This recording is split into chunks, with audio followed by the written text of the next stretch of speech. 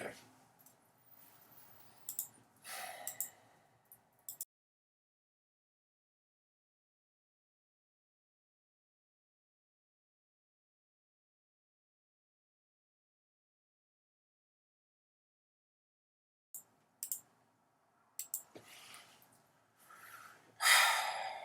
Hello, everyone. Welcome to today's episode. And the title is An Innovative Era for Microevolution of Cultural Programs. And so I have to explain what I mean by the cultural program because I'm using the words microevolution and cultural program in a different context.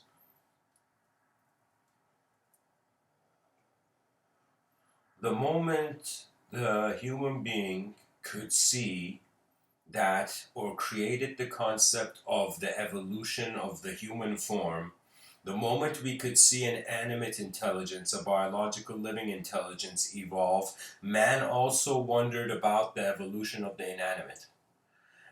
And really, the study of physics and psychology is simply that. What is animate by man's energetic involvement and attention, and what is inanimate before man was here?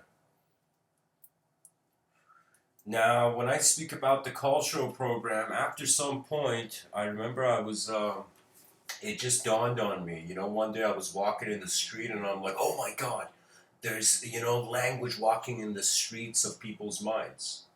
And when you speak to a person, there's a linguistic relationship. There's an requirement for the generation of each person's individualism in the moment. That means if you're speaking to another person and you do not uh, contribute to the coexistence of the value of the moment, it's in some sense as if you're with someone, but you're really not with them. You're not there. You're physically there, but you're not contributing to the energy of the moment. And different beings have different natures. What I mean by that is that different senses of comfort with phenomena. So, anyways, what I'm trying to get to is that when I look at human behavior,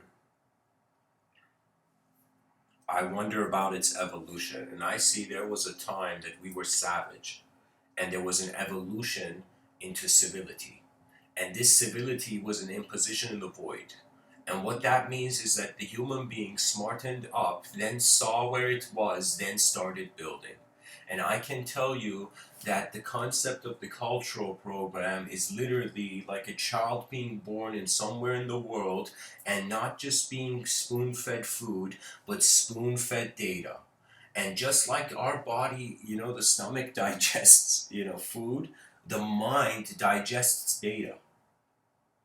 I'm telling you. That's why we're so fascinated by information, because a new line in a book can, for example, change our view on what the whole book was.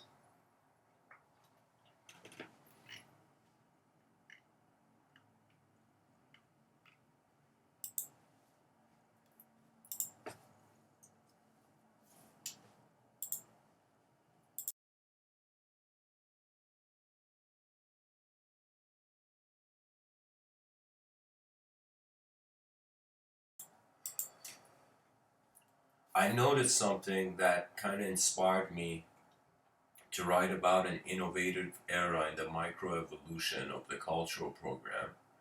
And really, it implies that the human behavior has different lenses, and some of these lenses, pretty much, there are archetypes of your own self that you hold as a being, which, if you really looked at them, they're not you, they are how your environment is.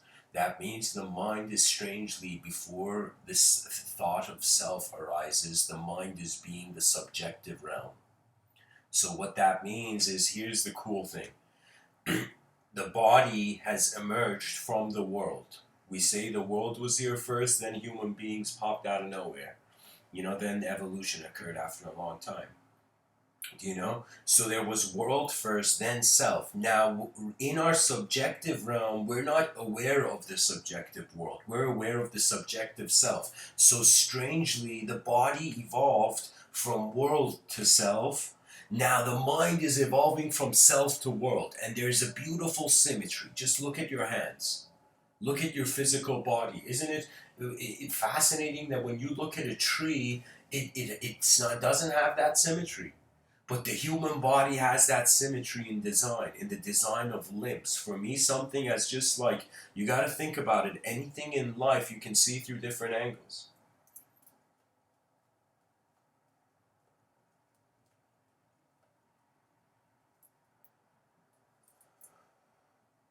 And it's like connecting three small Y letters together into a triangle. You will be fascinated at the angles.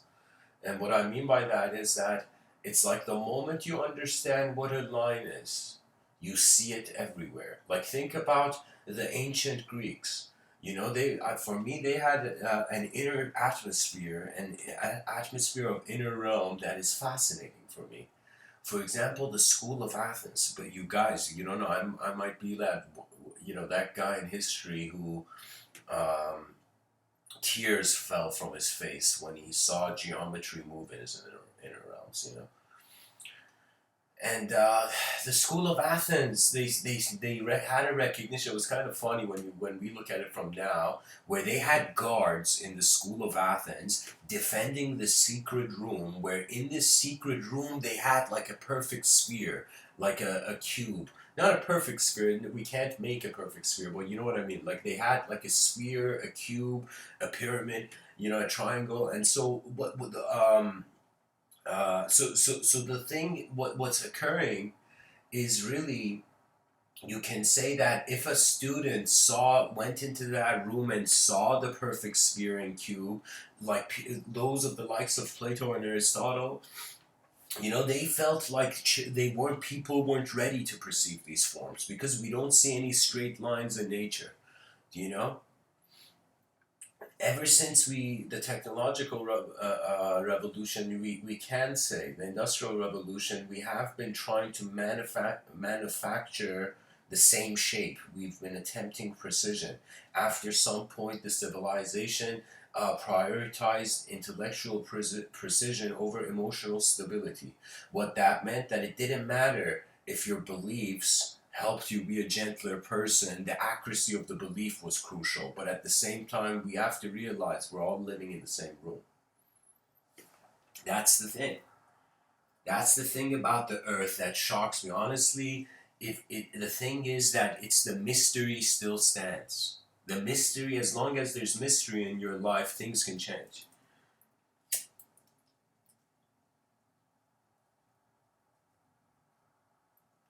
For me, the norm is change, really. Anything that doesn't change is fascinating. You know, it's kind of like, I am telling you, human beings have different experiences of time. That means we can have person A and person B each live 20 years, but in that 20 years, the person's nature and vitality and engagement with the world is different. It's kind of like suddenly one day waking up and realizing you have made a mistake. And some mistakes, they leave scars. And these scars remain until you can let go of the idea in the first place.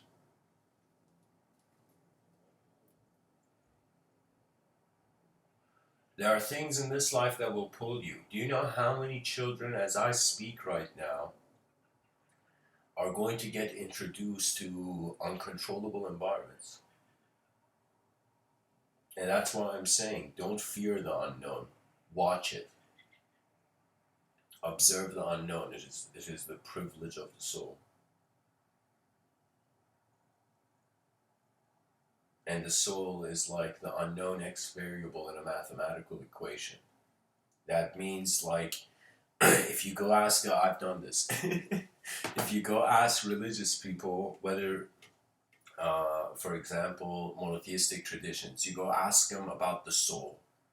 I've asked a priest and a monk, a priest and a fakir, um, about the soul. And do you know what it says? That the soul is the mystery of God. For example, in the Islamic tradition, which I was raised in Iran, which it's a theocratical society. And I want to say something, guys. Aristotle had this quote. He said, "It's the sign of an educated mind to entertain an idea without accepting it." That means it's like when you draw an artwork, you draw you know. Let's say you there's one stroke on the canvas. Now that one stroke, imagine the artist draws one line, and the moment the artist draws one line, everybody's like, "Why'd you draw that line, man? Why? Why?" And then the artist draws another line. And then they're like, "Why'd you draw that line?" And then they eventually see novelty can be judged ad infinitum. Did you know the new will always be judged? It has to be. That's how the past engages the new. That means those who judge you, it's a good sign. They see you. You know? The concept of haters don't exist, guys. I feel this. Let me tell you why. Because hatred is a very personal thing. And it's personal because the person must care. You know, you don't if you notice like somebody you have never met, you don't care about hating or loving them. Have you noticed? You only hate those people who you care about. You know, that you wanted your inner realms to be engaged in a certain way and they weren't. You know? It's crazy, you know, when we suddenly realize we don't have people's eyes and everybody, based on their own experiences, is self-generating what others are. You know, that's the cool thing about waking up from the linguistic simulation. You realize the language that you're using to hold truth or stabilize it, it is not the reality. So this microevolution in the cultural program is a shift in the detail, in the awareness to detail of human beings. And really, you can have, microcosmic visions and macrocosmic visions. You could want to, be infinity or be an emptiness. It's your choice as a being. If there's a potential that this world of ours is multidimensional, that means our one dimension actually is receiving information from multiple locations. So you know what that means? That means this cosmos was so brilliantly made that just like one man's trash is another man's treasure, one dimension is also another dimension. The lower dimension is also the higher dimension. And you will realize this from mind, and you will realize this is the most mind-boggling thing I think one can say about higher dimensions, that they are not linear. So they're not linear. You know what that means? That means linear means you can go up the stairs. There's a straight path. Non-linear means that it is incomprehensible to the current language technology of the inner realms of the human being. That means even if we wanted to go somewhere new, we wouldn't have the eyes to see that new place. You know, that's the funny thing. It's like higher dimensions, they have a rating like movies, you know? And some dimensions, unless you reach a certain awareness, there's no point of even pursuing. Because this universe, one view is that, yeah, it's all random, man. Let's be hedonistic till the end of time, because time is even random. But you can also see it with a linearity. You can look at a space and feel there's no mind there, and you can look at a space and realize you're the mind there. That how can there be emptiness when you are still there? So we have to realize, maybe it is that we are actually multidimensional beings, and the life of the body is temporary, but the mind echoes. It echoes ad infinitum, because infinity is the gift of vision. That means it's kind of like hilarious. It's like, asking a ghost to move a book. It's like it doesn't have hands made for it.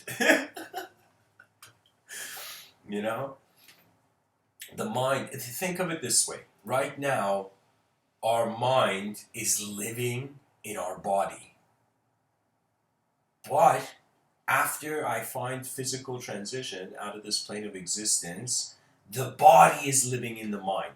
So it will feel the cause is eternal. So what does that mean? That means thank the universe that we are not just stardust. That means it's like even if you're a materialist, you should be very happy that electrons are hallucinating humanhood.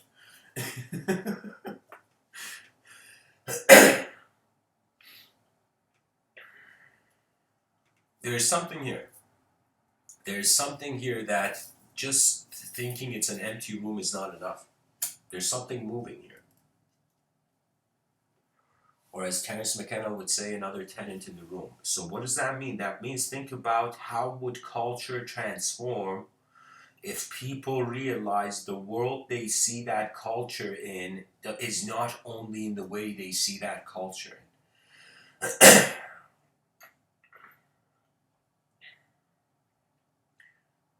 It was strange. There was a time I looked at religion and I'm like, is this a way for a collective being to remember itself as an individual?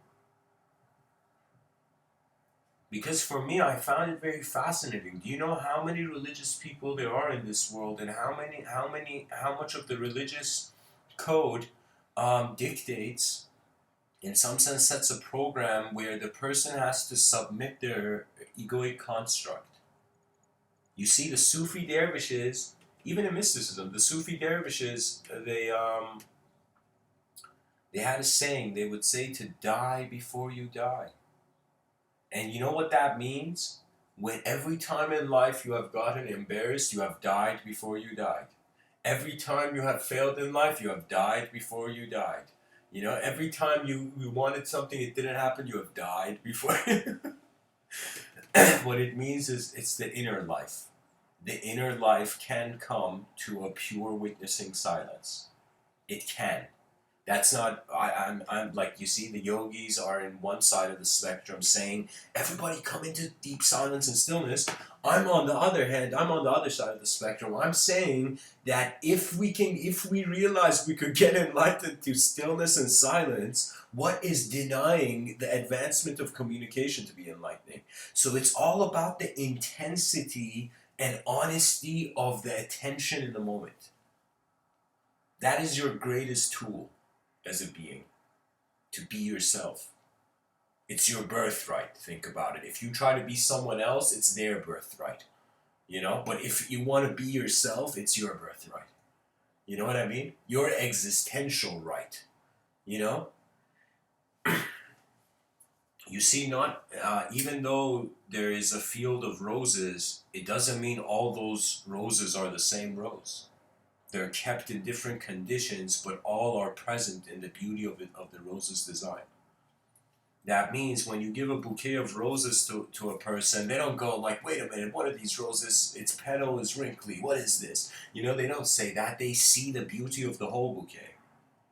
You know, and so when you look at life, of course, you know, you can zoom into its micro details and see hell, or you could zoom out, you know, from the micro details and see the heavens.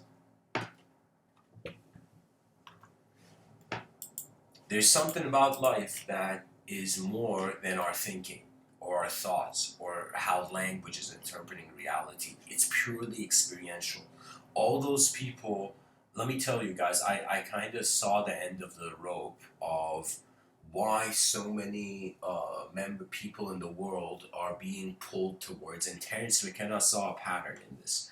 Terence McKenna saw that it's kind of like when the shaman in the Amazons back in the day would just, you know, make some sort of rare ayahuasca tea and then drink that in a ritualistic way and then somehow be in dialogue with the soul of the world or something, you know?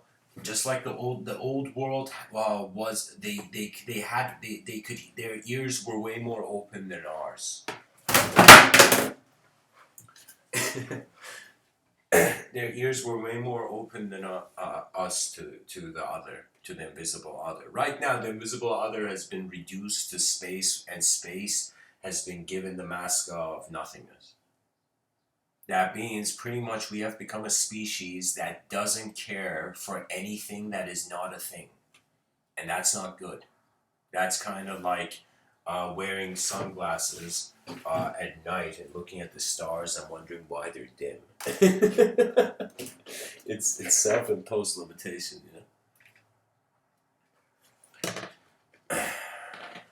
So think of it this way: you have to feel like an author of your life, but you have to also be its reader.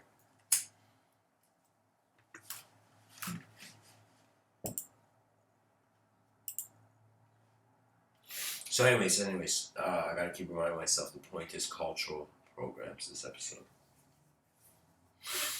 Cultural programs, alright, let's see. A microevolution in a cultural program, an example that's coming to my mind, is, for example, let's say, you know how many kids in the world, they are children of many nations. They're no longer children of one nation. For example, me personally, I was born in Iran, but at a young age came to Canada and then went back for like 3 years and then came completely lived in Canada afterwards. You know? So in other words, when you ask me, hey man, are you Persian or are you Canadian? I can tell you when I'm in Iran, I feel Canadian. When I'm in Canada, I feel a bit Iranian, and that's the reality of it. That we are actually not creatures of nations. We are creatures of what our simple eyes are exposed to throughout our lifetime. Do you know this is why I'm saying nationalism is an abstraction, but it's a beautiful abstraction. But if it is taken as your personal identity, it's a reason. It's like you can hit without being hit. So what I'm telling you is that all nations I have envisioned in civilization 2.0, 600 years from now,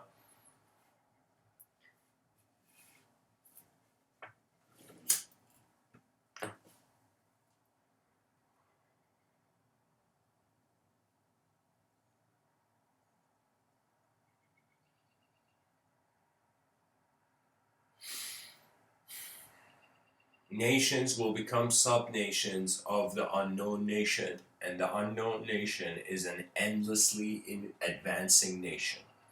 That means the solution to, I am telling you guys, a lot of the way to find a solution to any problem is all about your distance to the problem. I am telling you, your distance to the problem of your lives is as important to be aware of as trying to solve the problem, any problem.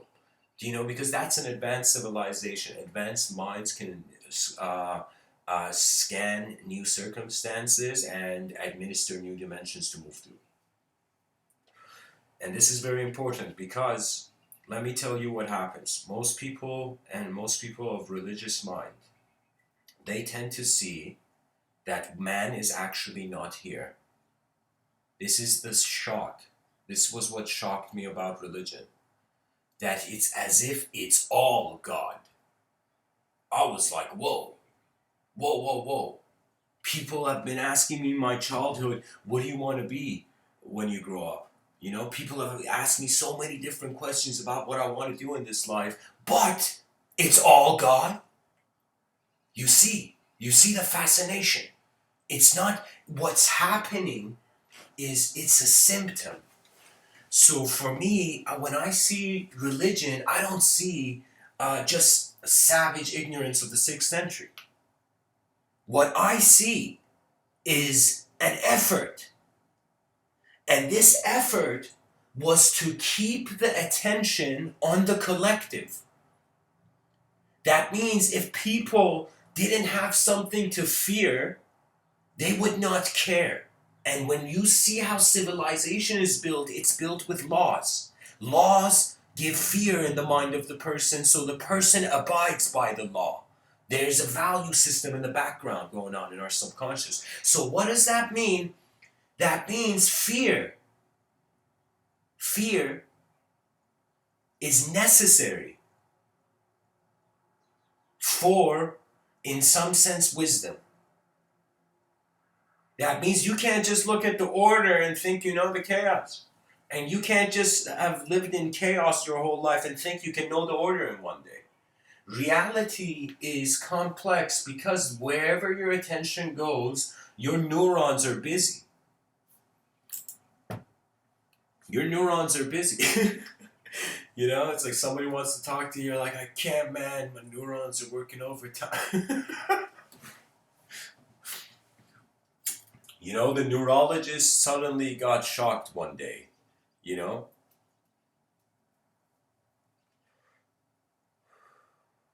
So, well, welcome to the chat, 1LA. Yeah, fear is necessary for survival, guys. If you don't fear fire, you'll get burnt. So fear is necessary, but I'm speaking about the fear being a kind of wisdom through a religious context because you don't know how many billions of people are looking at life as if there is something else moving everything, not them. Do you know how many people are not the center of their lives? They may have egotistical desires. They may have viewpoints throughout the day that they're the center of their life, but the way civilization is built is that it's easier to be weak than strong, and that's the issue. That's the pattern. That's the microevolution. In pretty much the person has to be like, why am I in all those moments that I thought I was weak? It was the same time. Literally, I could have thought I wasn't weak. That's the thing, guys. The words, two words, um, evolved my life, and they were what if. What if is the most. They are the two. I think that's you know. How can I tell you? It's like we have eyes, but our eyes have work to do. Yes, so 1LA, I feel we're on the same page. I'm reading your comment in the chat section. You say religions are the manifestations of the collective looking to be instructed. Yeah, there is this hadith. So in like so here, for example, how Gnosticism is this, let's say, more spiritual denomination of Christianity. It may be authenticated, maybe not. Similarly, Sufism is the spiritual dimension, you can say, a spiritual dimension of Islam. You know, they look at Islam, but they're looking at it in a more of a transcendental scope.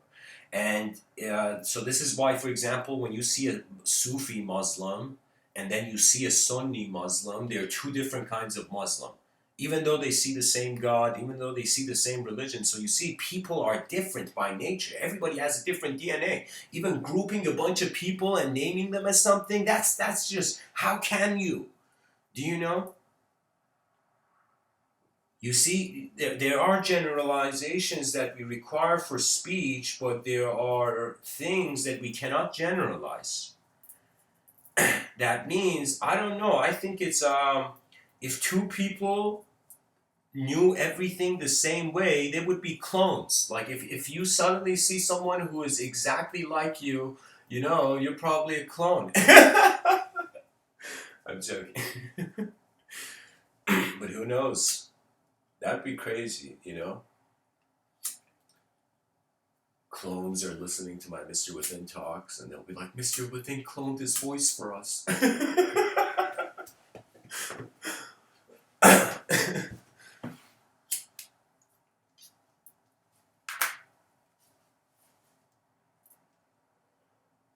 Swami Krishnananda says religion is God remembering himself.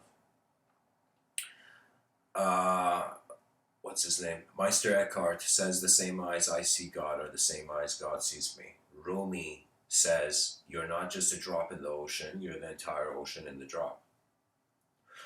All mysticism is saying is that once you realize you are the it, once you realize that your attention is so naturally, simply present before language, you are the space of your world.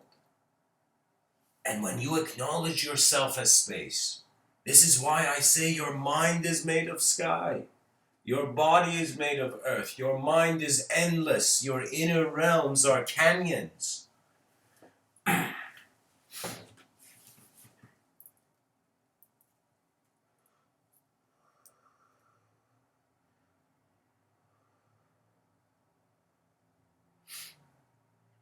This is what I'm kind of asking people, my species.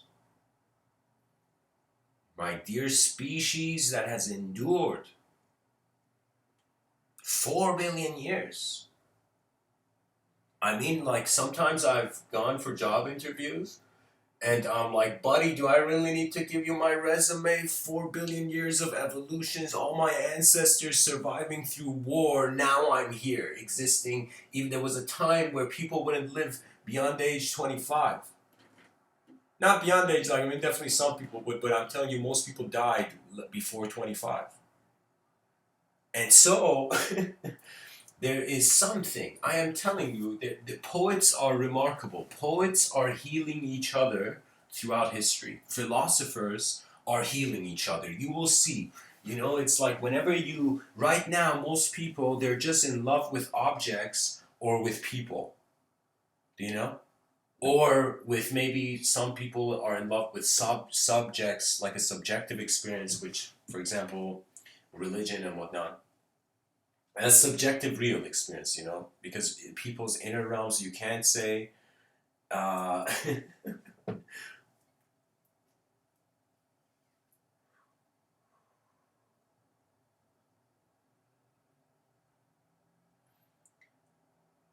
so, so one LA, I'm kind of losing sight of what you're talking about, but I'll tell you what I meant by the 4 billion.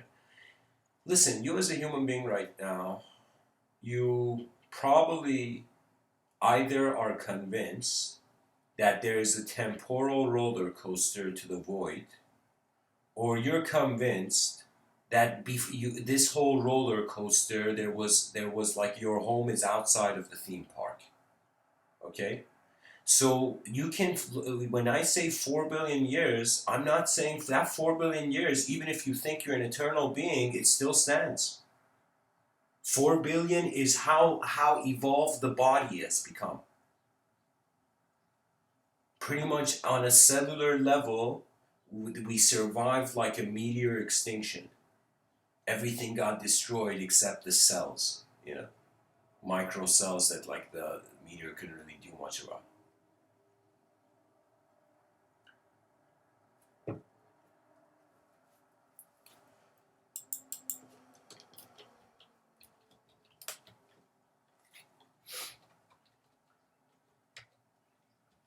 Yes, yes, you are the witness that is attributeless, correct, 1LA?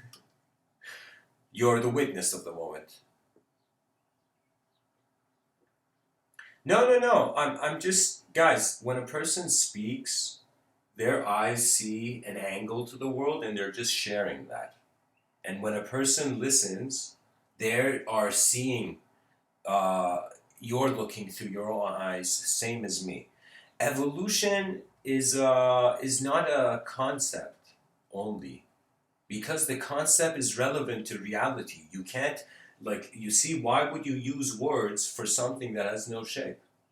For example, there's this debate in between theologians and philosophers that why do you call it God? The whole distinction between Sufis back in the day and um, um, traditional Muslims was that um, yes, but you are saying that because you're first seeing yourself.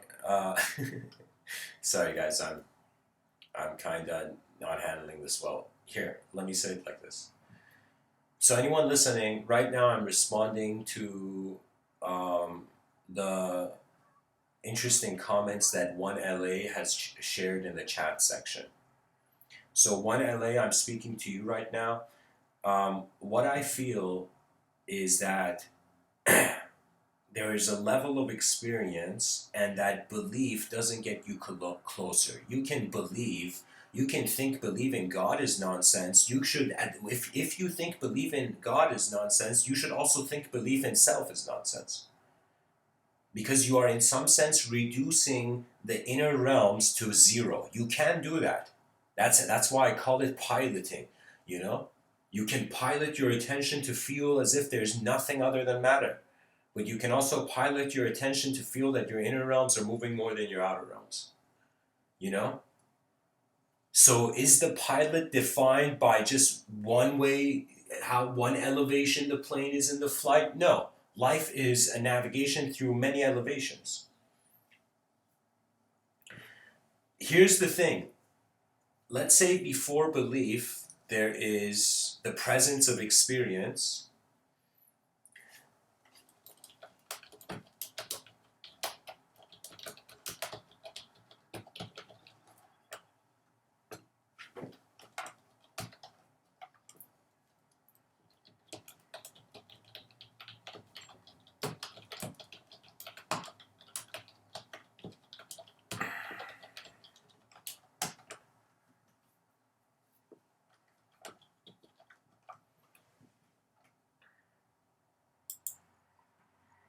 So, anyways, guys.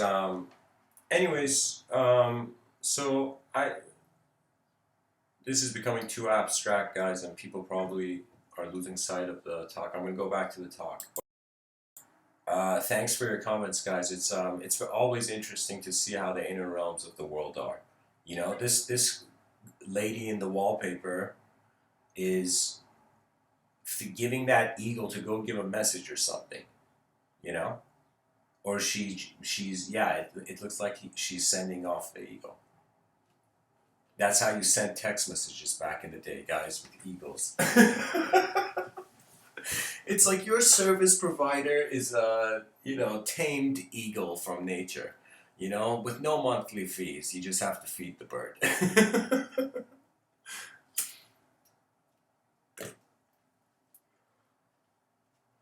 You see, we should not fear ideas. The moment whatever you fear, you are going to try to escape. And whatever you try to escape, you don't get to look at properly. So one thing that pissed me off about fear was that you don't get to see the situation properly and you're continuing on with an unknown gap.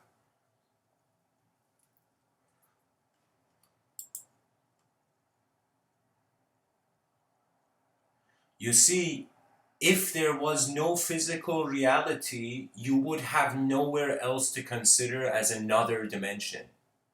You need this dimension to see other dimensions. If this didn't existed, you are not a conceptual creature. So this is why I created the language, the word language threshold, 1LA. The word language threshold, because I have a twin brother, and me and him have had, since our childhood, very deep debates. And it's one of those situations where, you know what happens at the end? It's at like just two people pointing at each other. No, you got an ego. No, you got an ego. It's your ego, man. It's your ego. And I was like, what is this? Are we just knocking ourselves out of language that's having value in a collective external environment into just having value in our separate inner realms? You see, we have to acknowledge that there are two dimensions we're existing in. Okay? That's what I'm proposing. I feel like instead of seeing one person that can be good or bad, or let me say, instead of seeing a good person or a bad person, we are seeing two dimensions, two paths you can walk, but your attention goes there. But I'll tell you this, guys. You tell me, will you ever build something new if you're just destroying things? You know? It's very important. It's like you have to make sure that it's not just your beliefs and your ideology, it's your intent to the world, your experiential intent. So sometimes we can speak for others, and sometimes we can speak for myself. You can speak for yourself.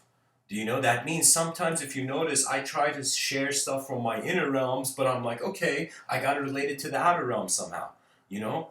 So in order to relate it to the outer realms, I had to become aware of the history of the world. You know, and when I looked at the history of the world, whatever you look at, after some point, like think about it. If you wrote the same question on a piece of paper, every day you woke up trying to answer that question, you will eventually see the question is a mystery. There are endless answers. Listen, if the word evolution wouldn't exist if the self didn't change. All language is coming from behind your eyes.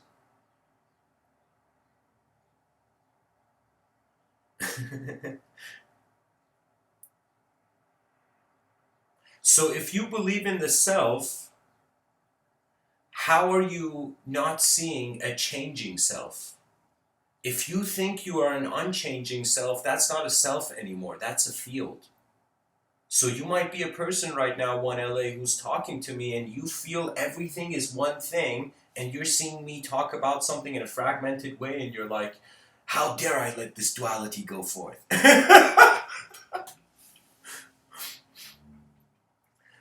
But I'm telling you guys, life is like every day you find new colors. Listen, I feel the universe is changing. It's entropy. It means the universe is moving before you. So is your movement you or the universe?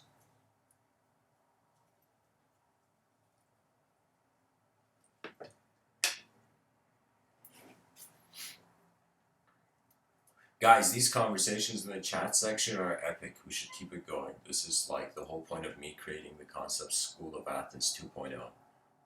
You know? Because every person's inner realm has some sort of constitution. That means you might right now even think that you're not creative as a person, but you'll realize how many creative things you've noticed. I'm telling you, creativity is awareness. That's it. You see something and you bring it about. That's it. For me, and Elon Musk creating like attempting to make the world's cars all electronic, you know, and let's say Pablo Picasso attempting to draw such a, like for me, Pablo Picasso, of course, he's a great painter, but he's silly. Like he was so smart. Pablo Picasso was a cultural painter, and let me tell you why. Because things were trying to follow precision. He brought the silliness in it. You know.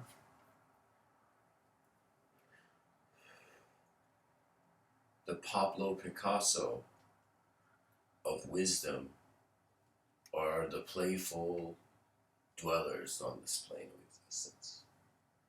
You see, we really, its attention is a brush.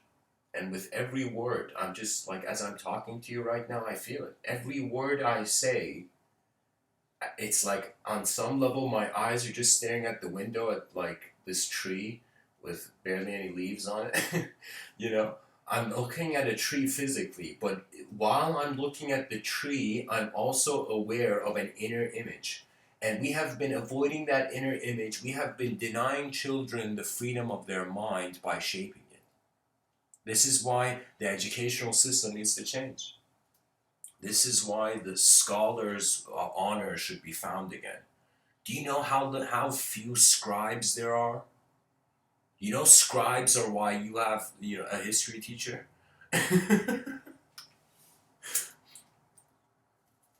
And scribes had to be aware of the value of something and the value of the future to echo it. You know?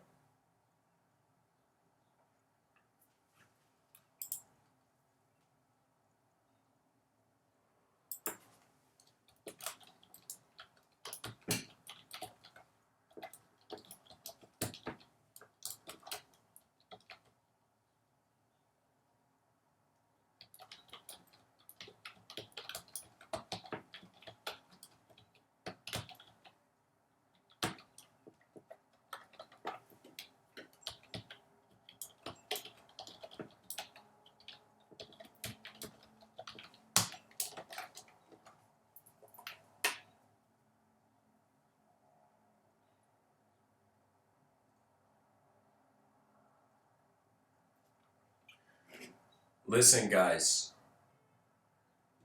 um, I will tell you, treat your past as an art gallery you walk through. Treat the future as a blank canvas. And treat the present as the world watching. Do you know there has been times it startled me when I realized that there's a relationship with the logo startled me. It was kind of humorous. So my early intuitive experience, it didn't happen right away. It was as if I had unique dreams.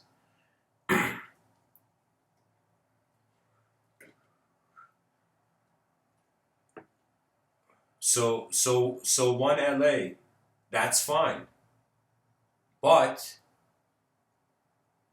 the opportunity happens once. So what that means is there can be literally a poverty-stricken child in front of you, a poverty-stricken child that's like on the verge of death in front of you, and you could be like, I don't believe to associate with a human body, you know? I don't believe to associate with a human body because I'm pure consciousness. We shouldn't worry about children dying in third world countries because we're all souls, right? Eternity's here in the first place. That's not enough. That is escapism. That's not caring for the world that we're only here to lift. So that's what I'm telling you. We have to realize that language is a dualistic technology. Don't use it if you don't care about duality. You speak only if you care about duality.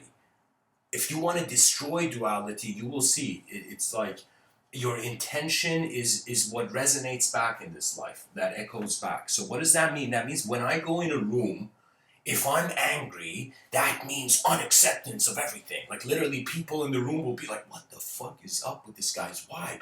You know? And I'm just there angry, blaming everyone, you know? But then I enter the room and I'm not blaming anyone. I'm entering the room as if my inner child has entered, a new playground.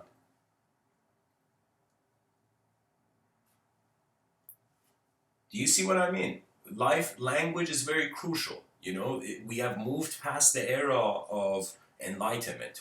People don't need enlightenment anymore. They just need an advanced civilization and they'll live enlightened. You know? For me, it's strange. So many people are justifying the value of reality without realizing visibility is as divine as whatever you see in your other sensory perception. Like you're gonna be shocked one day to realize sensory perception is the extrasensory perception. It is the extra moving force in this unknown void on a rock in the middle of nowhere. And to ignore that we're on a rock is like just being rude to the mineral kingdom, guys.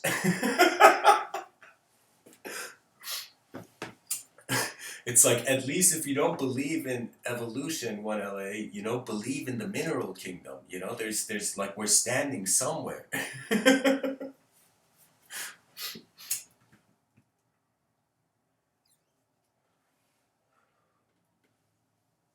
I feel behind our eyes, we are experiencing advanced civilizations because it's instant and it's evocational. When you see a movie, you are instantly getting access to someone else's imagination.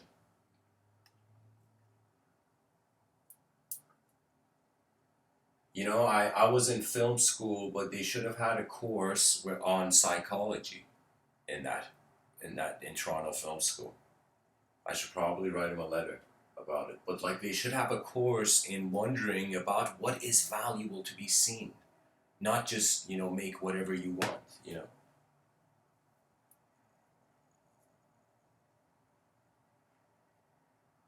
I think um,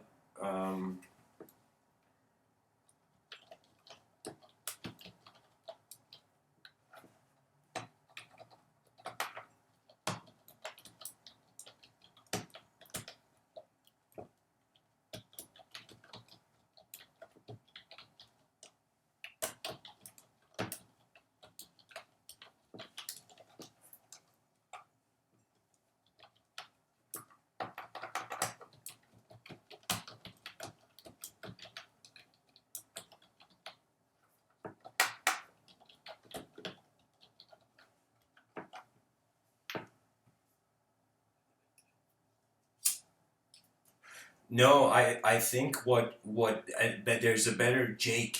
So guys, Jake in the chat section brought up an incredible point. He said poverty is a useful idea in convincing the more well-off of the world to help the starving. I have to comment on this because no, that it's a useful idea, but it is not the best.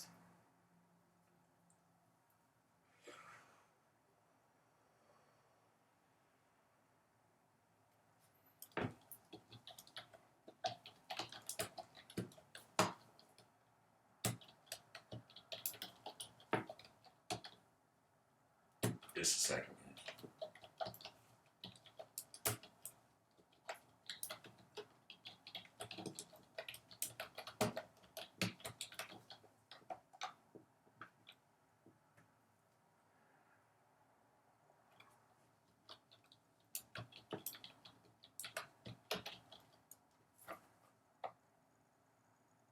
So, guys, this concept of, again, I'm going to get back to it. Poverty is a useful idea, Jake says, in convincing the more well off of the world to help the starving. My vision is not poverty, it's pride.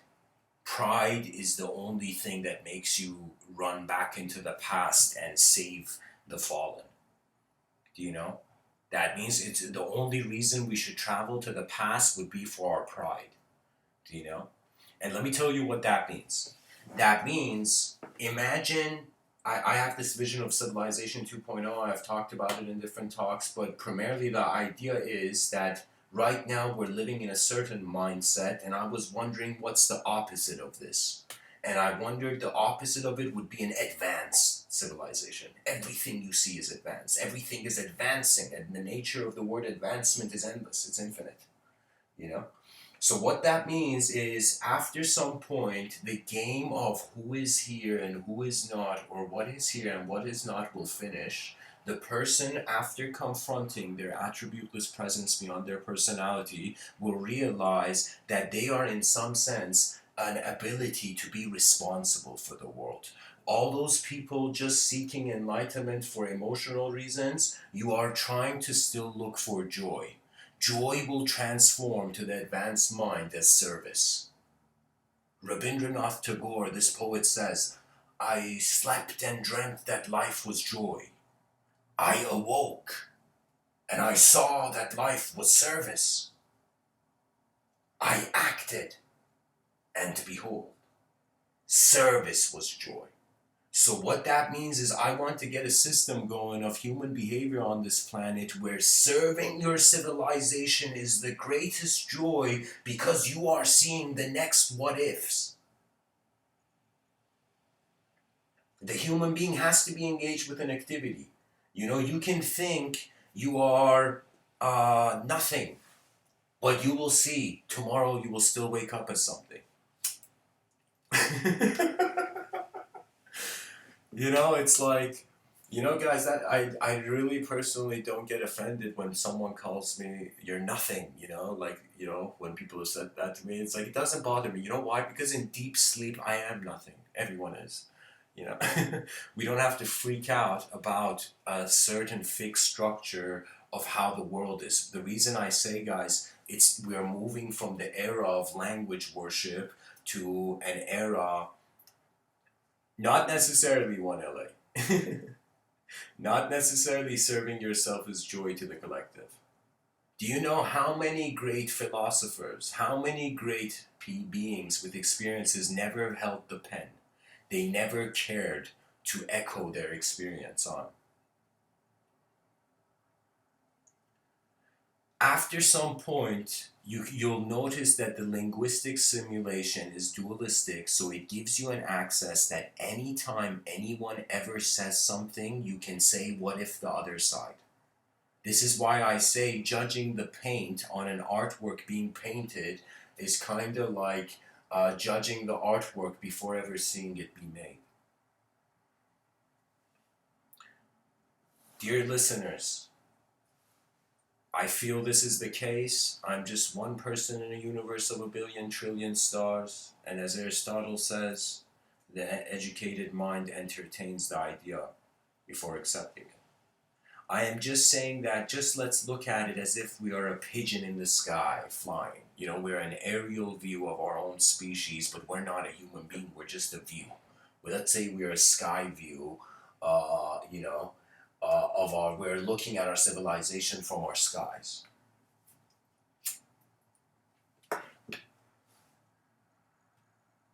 We would see that there are these creatures that they wake up, they get up out of their homes and houses, they go outside,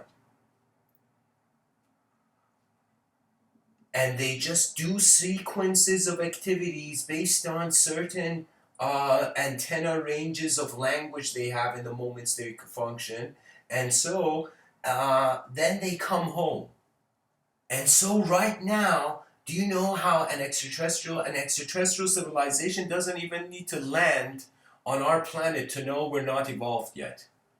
They would just look at us and they see that if these beings have problem with their collective, like if humanity was a person, it's having inner doubts, and that's the wars between nations.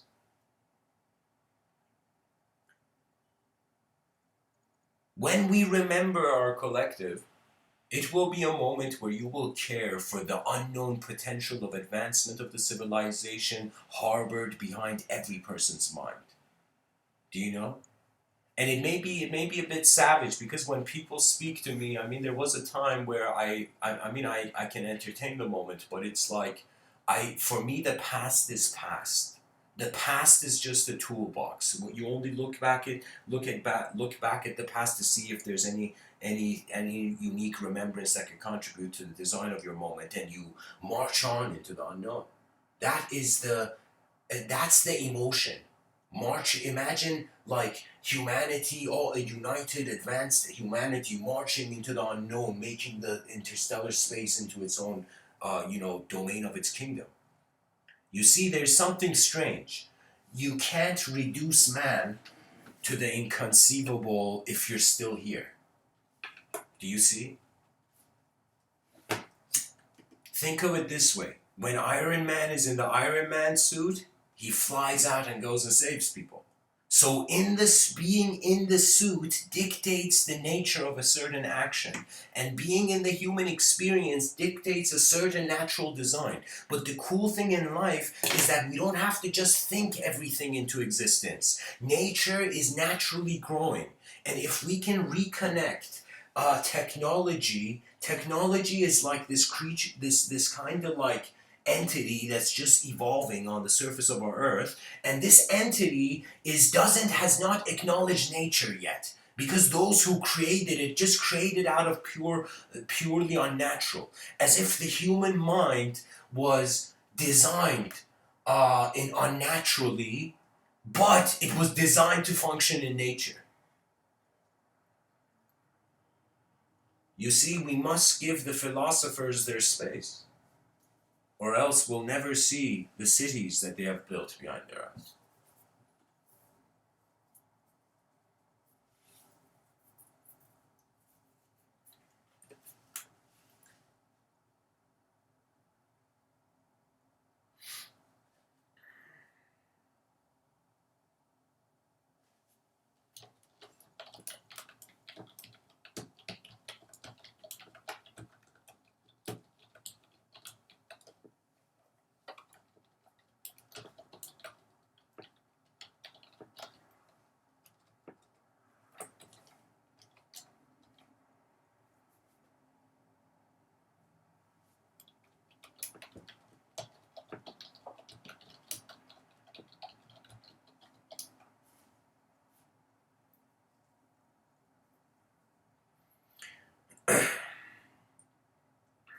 I mean, guys, here, I'll say something.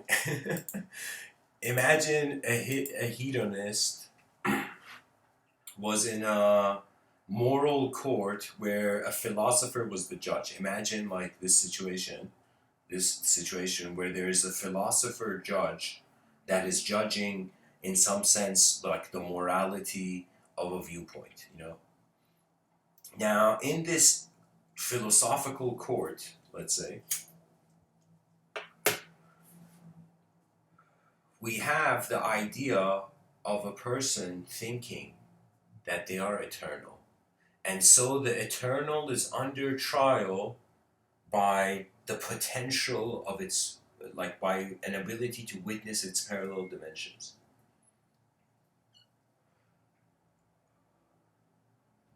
I remember I wrote the script, it was called The Immortal Philosopher. And it was this incredible script about the first philosopher in history.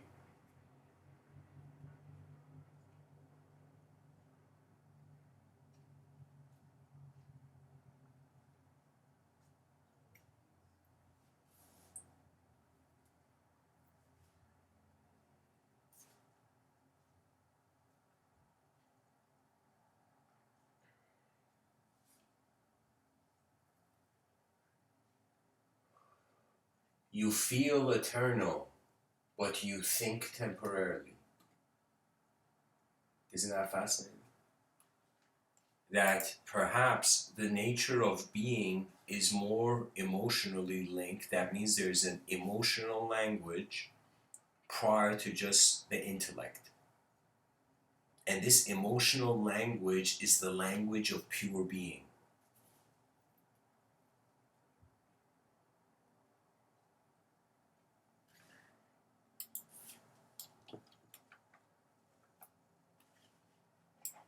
So, 1LA, I wanted to say evolution is a word that doesn't have only one meaning.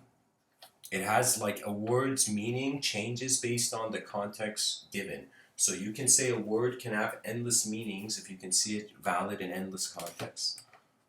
Uh, so that means the dictionary is a figment of our imagination. So check this out. So guys, here, this is what the dictionary says, and I don't think I can paste all of it because it's too big. Yeah. Oh my god. Okay. Plan B.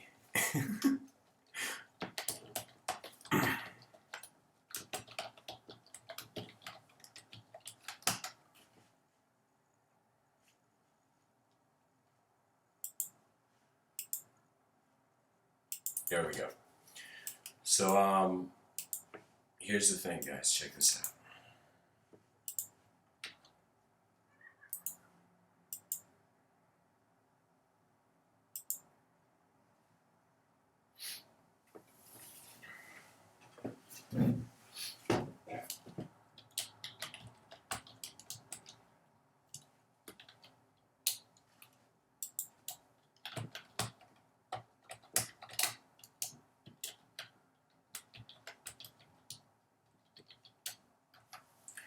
All right, guys. I'm gonna get back to the lecture. But 1LA, thanks for sharing. You know, I can to some percentage see like how you're looking at things. All right. Let's see if I can catch the train of the last thought in the next inhale. You know.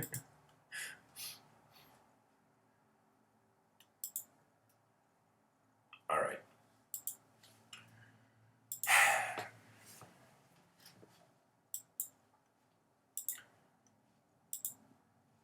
How can we see behavior of people changing the culture in a small way? I, for example, see in like 2000, what do you call it? In 2020 right now, for example, the coronavirus situation is going on. So that is a micro evolution in the cultural program. The culture has become aware of an event. And so this is the main thing about culture. If you notice, this is why sports are huge. This is why any event is huge. That we as creatures are just these let's say objects that perceive others as objects and perceive ourselves as a subject and then perceive others as subjects too after that.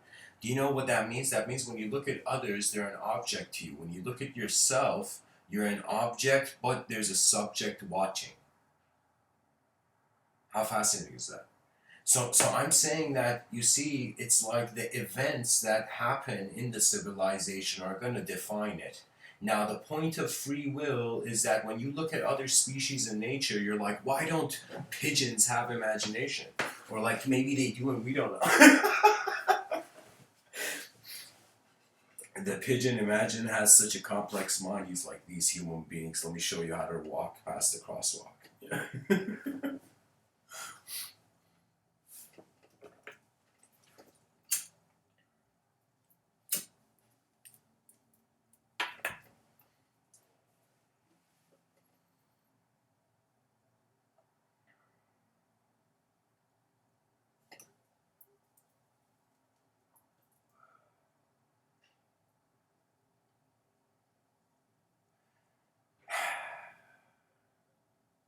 This song is too deep.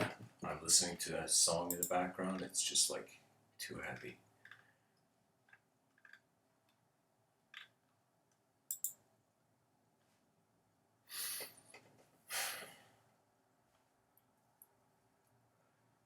The behavior of people has to do with their engagement of what's around them.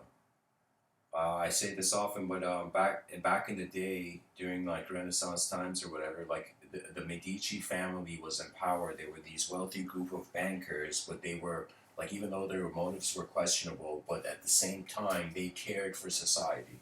They cared for society as if it was their child, as if man, the only effort, his greatest effort, would not be just kindness. It would be advancement to the civilization, kindness to the endurance of the greatness of the civilization. You know.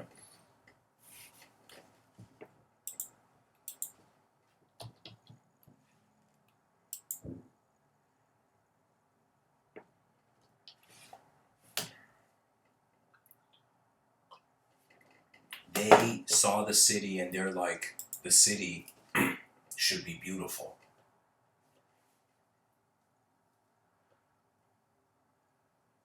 They said the city should be beautiful.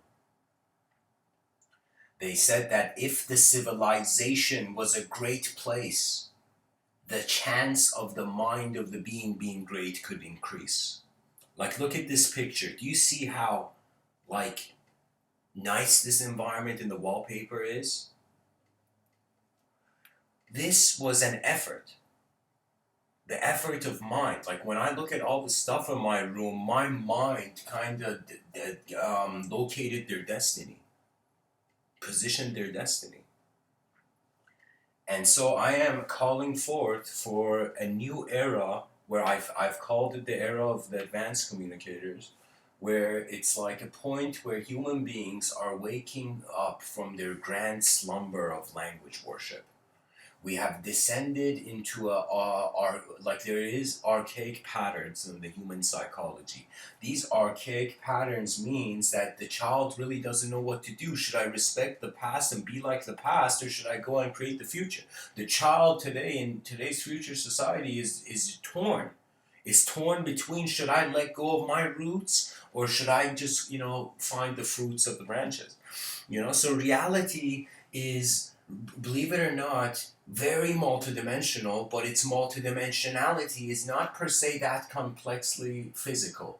My analysis of the physical, the multidimensionality of the outer realms and the multiplicity of how experiences evoked in the inner realms is different. Like, I treat my mind, because I've reached a point, like it's been a while, but I suddenly felt a sort of existential preferencelessness. As if, imagine getting offended that you can't solve a problem, so you have no preference. You're trying not to even look at the problem. You don't even have an opinion on the problem. That means you don't even have a concept in your head. You're just eyes in motion. You know? And so, being in that sort of preferencelessness, my relationship with my mind is no longer, I'm a person, I've woken up and I'm gonna go to work today, like, it's not that. For me, it has just become my whole moment. Ever since I realized I'm my whole moment, the content of my mind became my state. You see, there's this Zen story, there's this imperial warrior of this Japanese, emperor. And what happens is that this warrior has been undefeated in battle. Every battle he has gone, he has been undefeated. That means he doesn't even count. He knows he can't be defeated.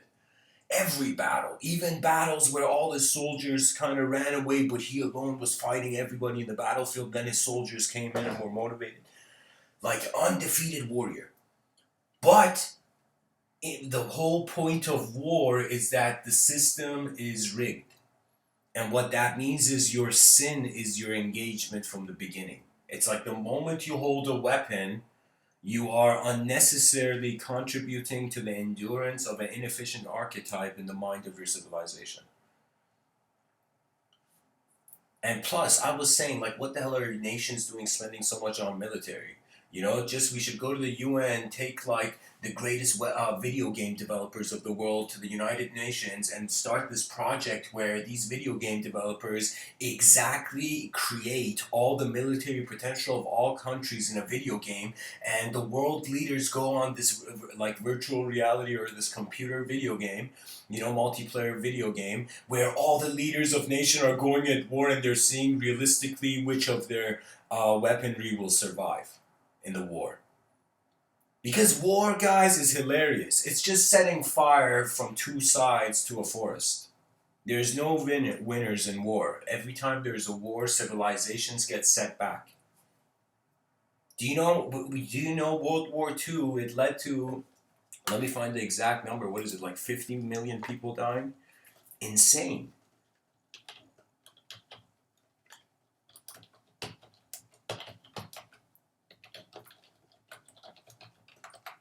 I know that spirituality can be used as escapism, and that's the tragedy of it. All right, so estimated to be 10 million military dead, 7 million civilian deaths, 21 million wounded, and 7.7 million missing or imprisoned. Over 60 million people died in World War II. Estimated deaths range from 50 to 80 million. 38 to 55 million civilians were killed, including 13 to 20 million from war-related disease and famine. So, you know what this means, guys? This means that, holy shit, somebody made a mistake and it just blew up like a nuclear explosion. You know? It's like a spark of ignorance in the wrong moment in history led to, you know, more than 80 million people dead or something. It's insane. So think of 80 million people who could have been the next Einsteins, who could have been the next Picassos, who could have been the next Friedrich Nietzsche's, you know? Like they could have been the next Elon Musk's, you know? Just whatever names I'm feeling like of people in history who've lived more than themselves, you know? Lived for more than just their self. It gets boring living for yourself at a while because there's a civilization here. Do you know how long it took for all this stuff to be here? And we're all like, no, it's an illusion. Let's go to heaven behind her. You know? Let me tell you, it's like even when you get to heaven, they'll be like, what are you doing here? You were meant to finish your work at earth. You can't. Fear is on some level, guys, I'm saying you're not a creature of language, so no word has to ever define you. I personally feel there's a presence of an experience that can't be defined by the concept. But anyways, I'm just saying it's like that 50 to 80 million people is, I can't tell you, it's like there wouldn't be enough tissue manufacturing companies to wipe the tears.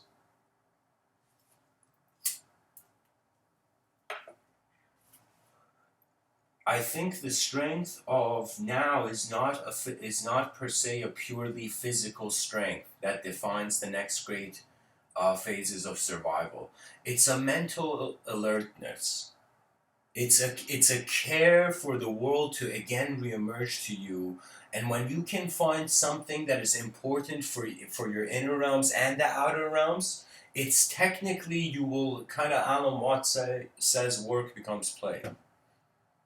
We are evolving from, like, guys, I'm telling you, in Iran, in the market and bazaar where my grandpa would go, there would be a situation where you would see there's this kind of street smarts you ought to have. It's like, don't, if you've never gone into like a busy bazaar of a third world country to shop, like go with someone who's been there before.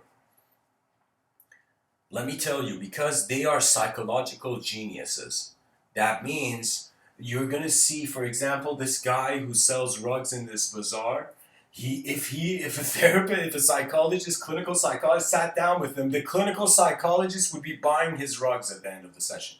Do you know what I mean? That means they are such profound, humble witnessers. Let's create that word. You know, the witnessers, you know, like the musketeers, but their minds witnessing them all. It's like one for all, but on a deep experiential field like level.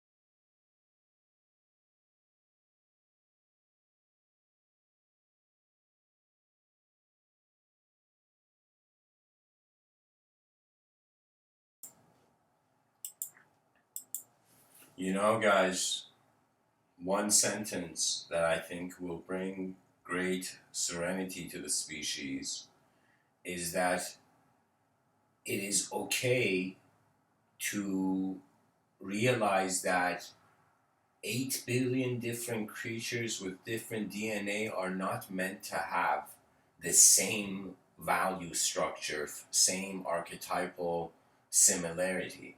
There is something about us being different from each other that makes us want to comprehend how we're similar.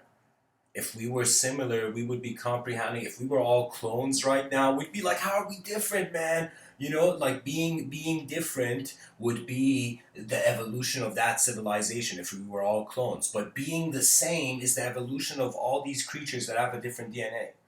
Do you see?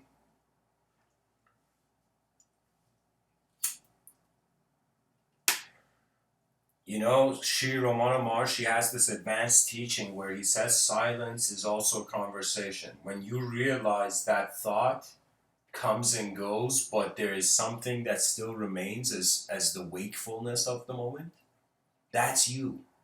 You are your whole moment, not just how the content in it moves or how the orb moves on the image of the world,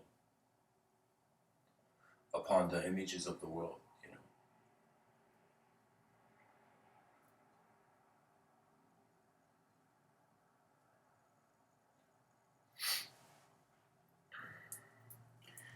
This microevolution in the cultural program means that you can't change anything you're not aware of. That means if I don't know my car has a flat tire, I can't change it. Do you know? So what that means is the person is coming to knowledge through a multidimensional accumulation, similar to how we can say, like, Hegel did something very interesting in his philosophy, the philosopher Hegel, and what he talked about was internal objects. And when you think about an object being made of smaller parts, you can now think of your sense of self as a subject being made of smaller parts. This internal object of identity is in some sense made of what I think at the core of our belief of who we are as a self, it is actually just identification with moment. It's like just like a film is made of, uh, you know, uh, uh,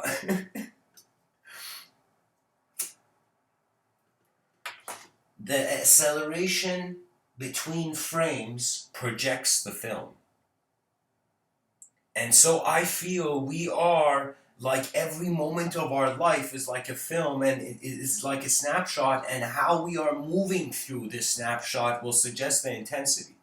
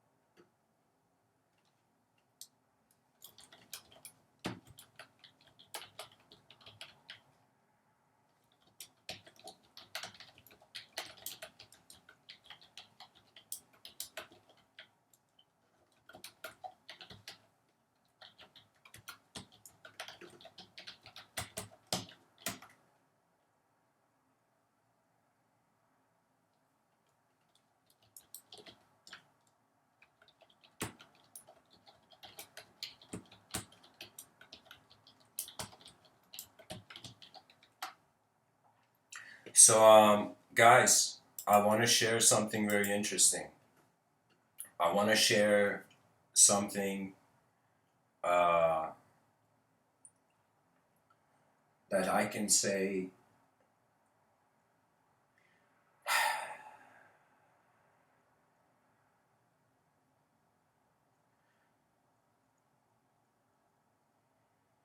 There are many ways you can walk up the mountain.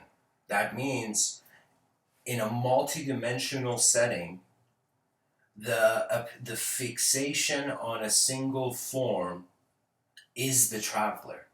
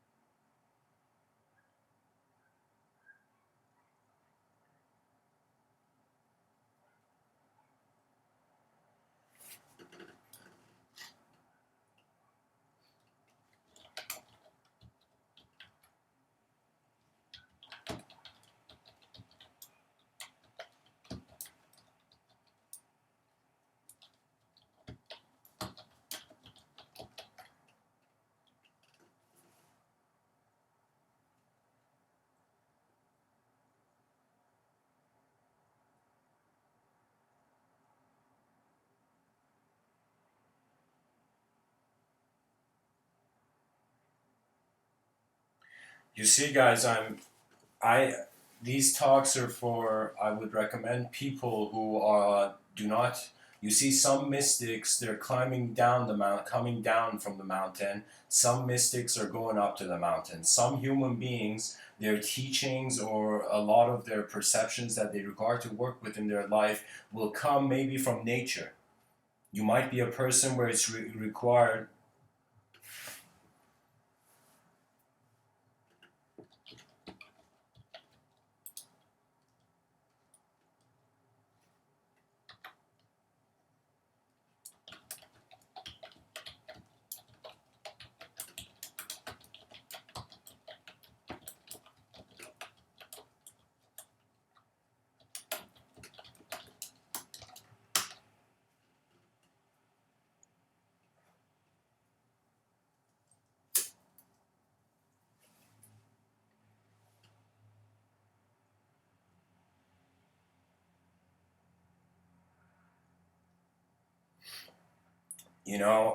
I feel that the simplest way to explain, it's very hard to speak about culture and not be pulled into the overall structure of the whole system.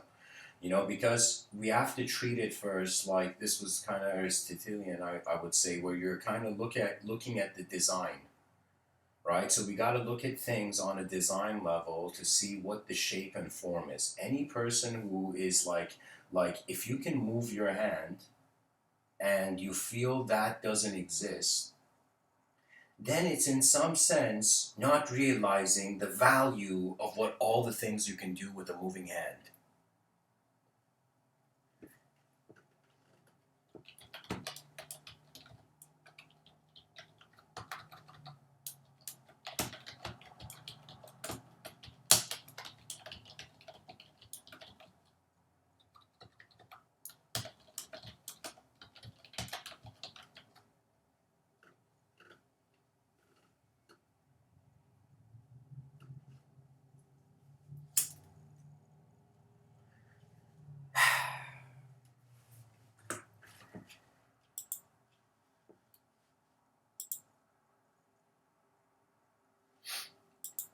Guys, these conversations is like that moment when you bite into a fruit savagely. It's like you get the rush of the philosophical end or the means.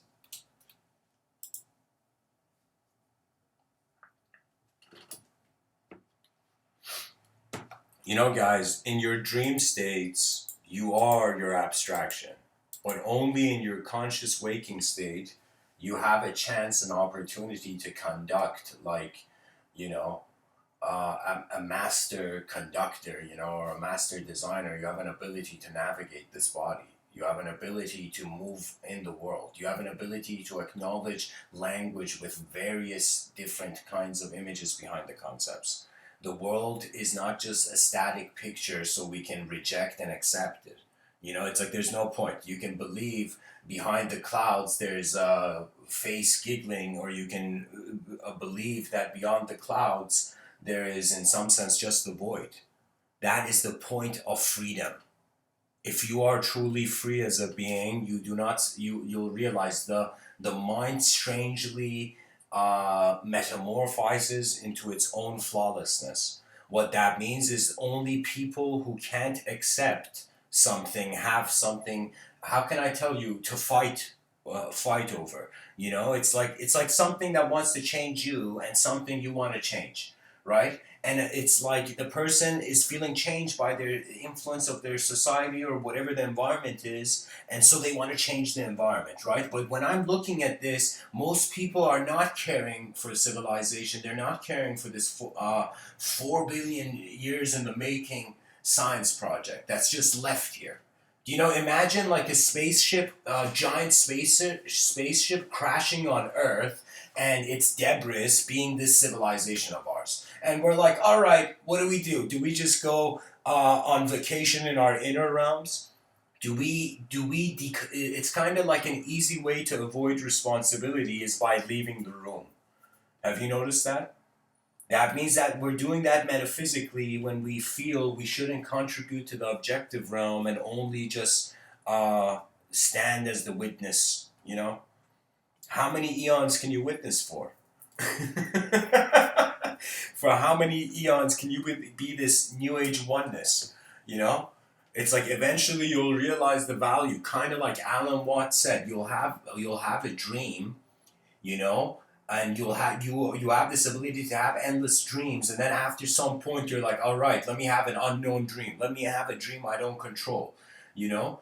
And so you enter the world, and you suddenly, as you wake up in this dream, something becomes familiar, as if you made the dream, as if you are in a simulation of your own values and meanings.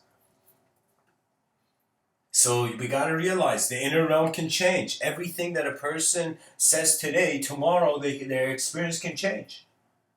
Do you know? Even if you even hear it, Richard Dawkins. You know, it's like many scientists, they joke about it though. They say it in a derogatory way, but they're like, if they saw something divine happening, they would go study it. Do you know? So what that means is the mind is leaving room to be open, but it's limiting its openness based on its kind of archetypal disposition in accordance to how an axis of duality was put. So what that means is how you saw the good and bad. So I can say, like, I don't know, maybe how morality washes its face is how the human being wonders how um, the concept of the good and bad, or any sort of dualistic paradigm, entered their reality. You got to find the first axis your vision was. And you'll be shocked, because let me tell you what happens. Emotional memory is way more universal.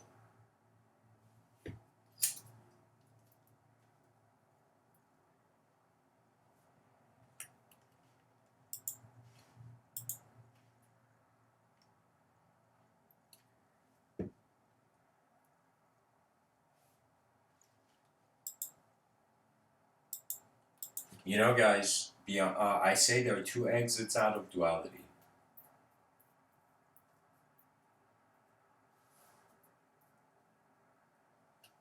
the singular void or the infinite. That means most human beings, if you saw like us as programs, and when a human being lives in culture, you're not just yourself, you're you inside a program. Okay?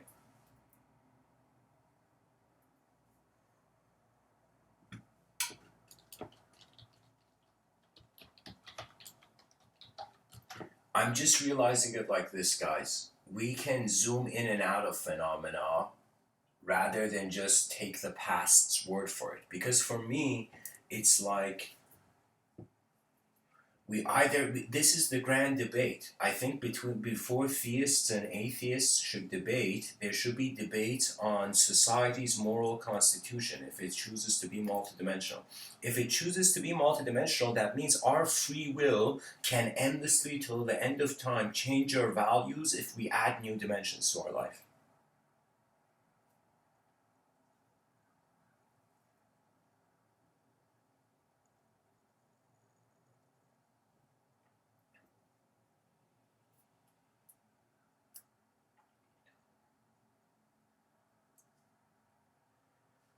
And so, on some level, you are humanity in its own corner. But on another level, the cosmos is singing, and your ears are open to this opera, this cosmic opera. A person, imagine they had a near-death experience, and they're like, "What was God?" He's like, "It was pure opera." And they're like, "What do you mean?" It's like, "It was cosmic opera." The person's like, it's like, "Yo, man, that's some, that's some priceless opera. You can't put a price on that opera." Here's the thing, guys. I think it's much more interesting to treat the mind like an unknown instrument where every day you're becoming familiar with it, rather than thinking you know. When I speak, you think I'm sitting here being like, yo, I know everything. This is it. No, I'm just like, all right. That's why I called myself Mr. Within. I'm just some guy in a universe of billion trillion stars, being like, okay, this is what I see. Ta-da. So you know what I mean? It's like we gotta have the right perspective, or the regardless of the decision would be wrong inevitably.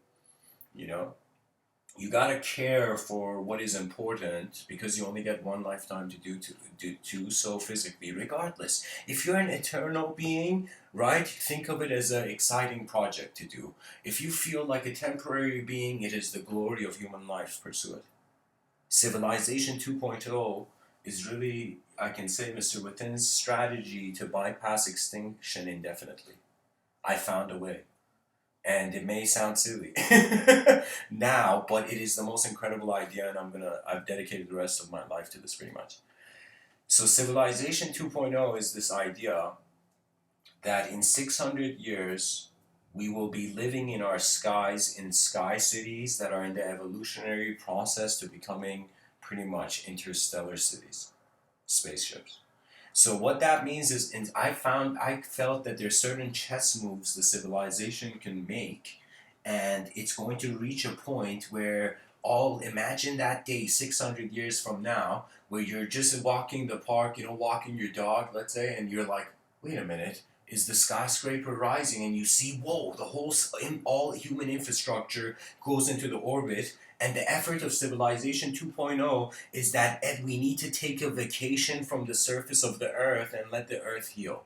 So Civilization 2.0 is an attempt for all human beings to try. We're still going to have infrastructure on Earth, but to attempt to live in our orbit and have the phase 2 of Civilization 2.0, which is Earth Heavena, the botanized, the heavenized Earth.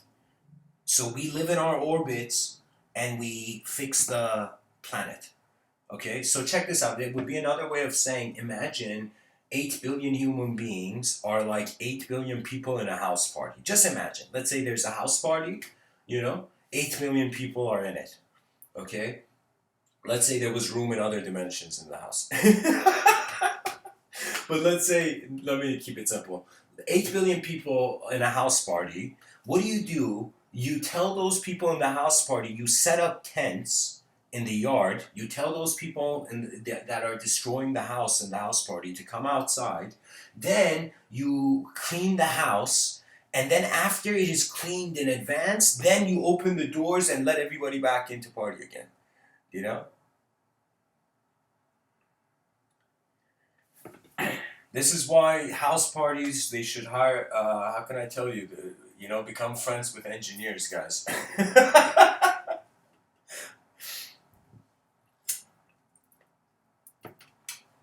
So that's the thing, right? Civilization 2.0 is that while people are in the lawn and the yard, all the people who are botanists or specialists in the field of plants, your grandkids are going to feel like their life purposes are met. Why? Because then it would be, we would in some sense heavenize the earth. Now then we would reach to phase 3, where we can keep the heavenized earth as plan B and attempt an interstellar and inner cyberspace revolution. So we can attempt to become a galactic civilization by claiming the galaxy as the kingdom of conscious human acknowledgement. That means human beings walked. Some part of the human mind got to see the edge of space, the edges of the space.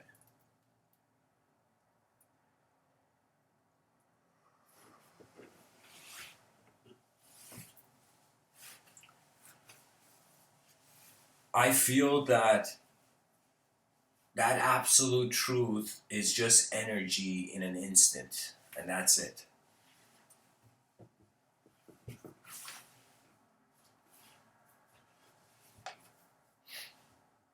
So, anyways,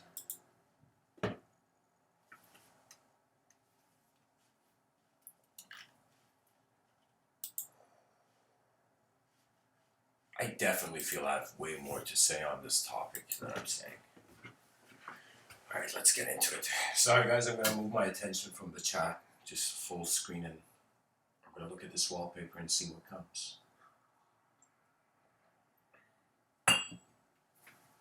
You find yourself having seen a moment in space and time where life moves in an unknown way.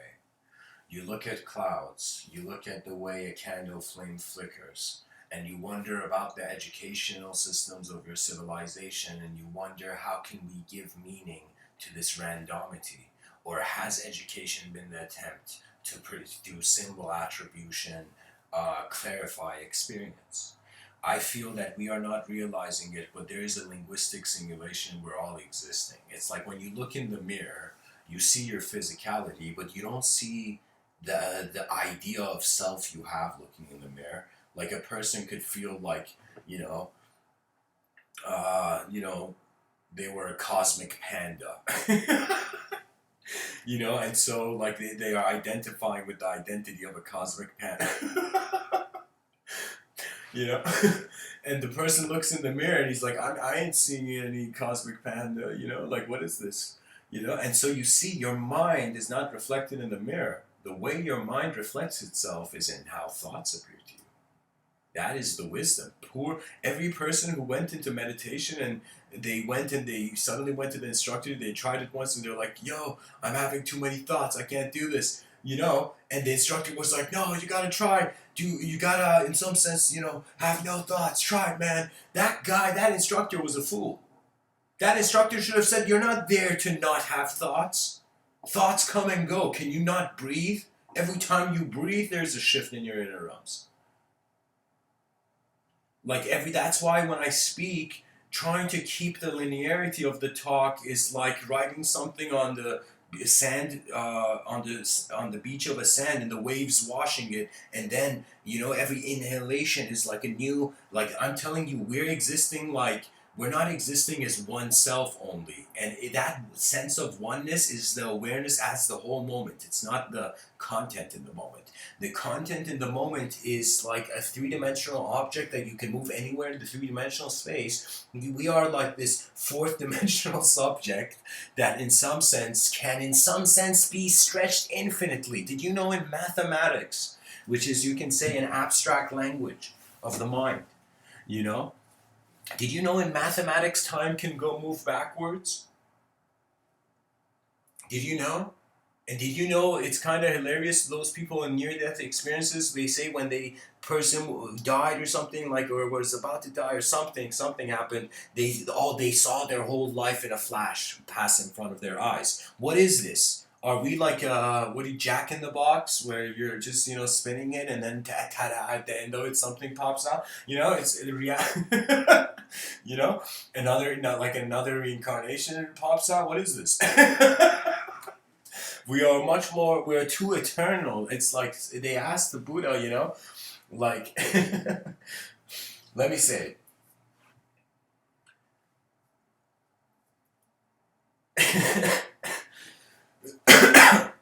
Oh man, I hope this is on mute. No, it's not. Okay.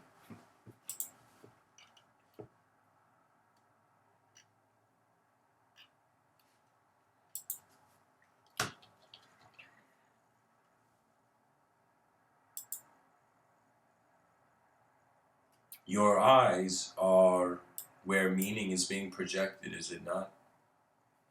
That means, how can I have an opinion on this coffee cup in front of me if I can't see it? So sight is the access. Sight is the catapult for imagination.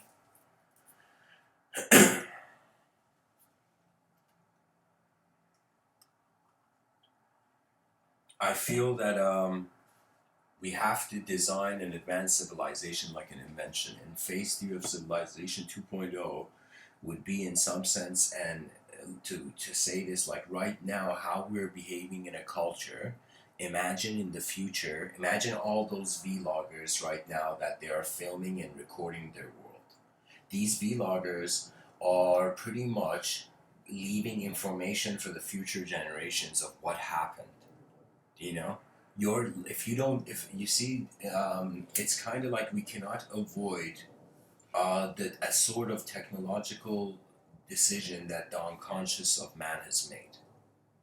Do you know? Maybe we have found an interest in the digital so far that we want to connect our minds to it.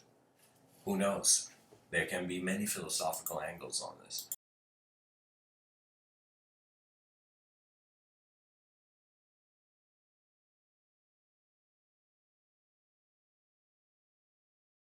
And I'm telling you, like right now, when I'm seeing this wallpaper and how I can see that lady with the eagle on her hand, and in my mind, I could see the eagle flying to the pyramid, towards the pyramid.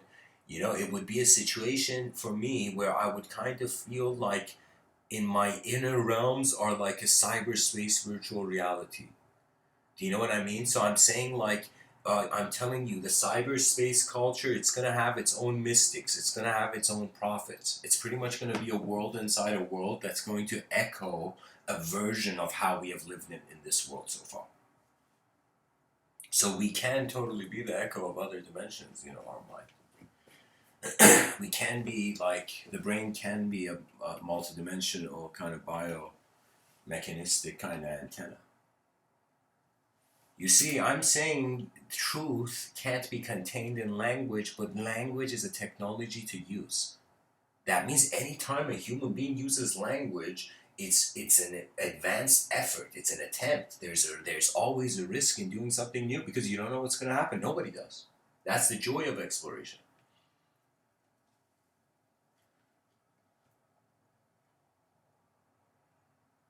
You're a creature in a world,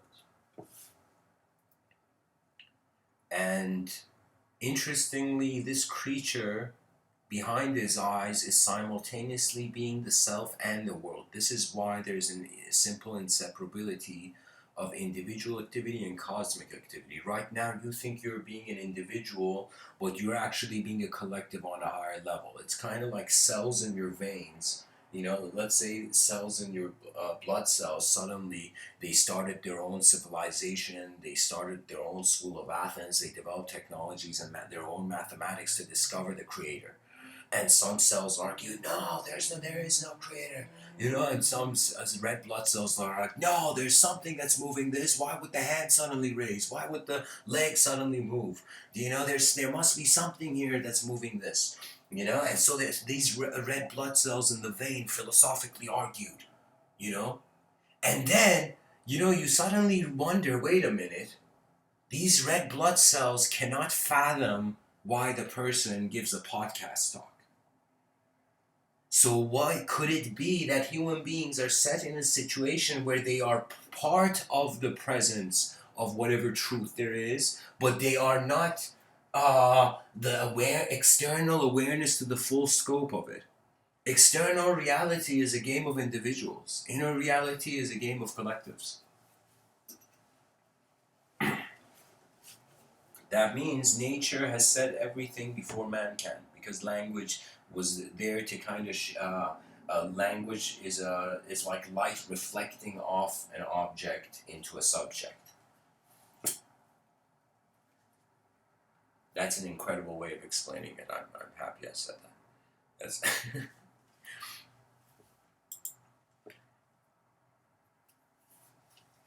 you see, let me tell you.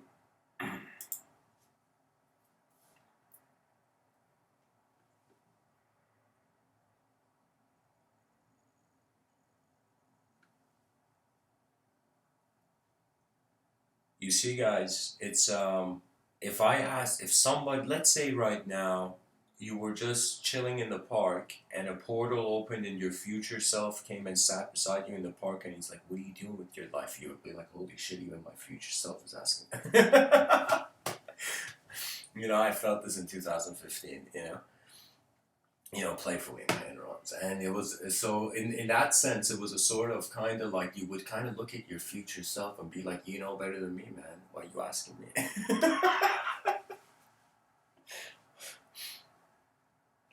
It's honestly you're in a the mind is in an eternal playground, the body is in an eternal battlefield. It is in a temporary battlefield.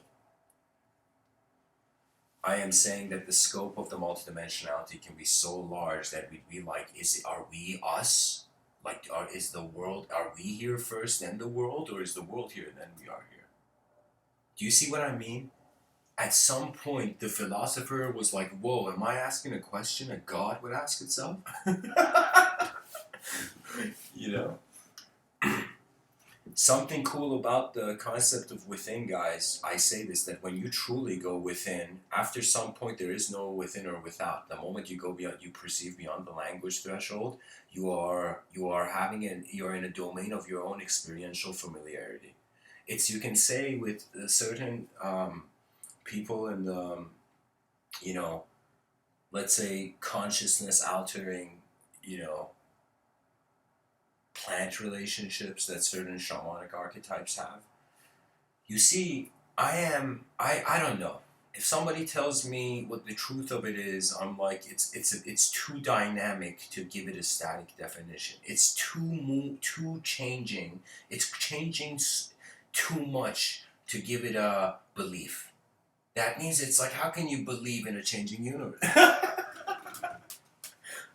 The viewer is changing every day. I wake up. The only reason I feel it's new is because, again, like when I sleep and wake up, the water, the ocean has kind of, the waves have cleaned, smoothened out what was written on the shores.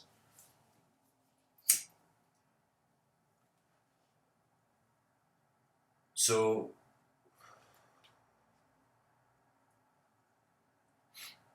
that's a good thing. I agree with that. So one LA, I found one thing you said that I agree. No, I'm joking. But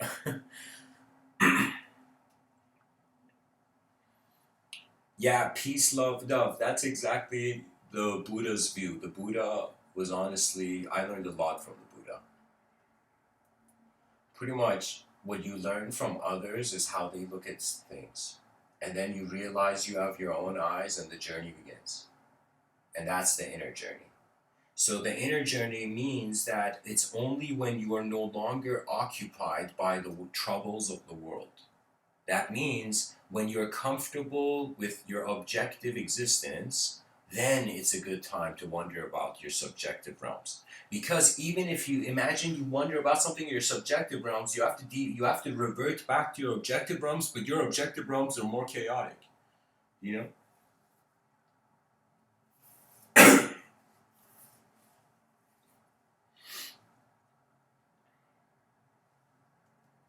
I don't feel it's just so peace, love, dove.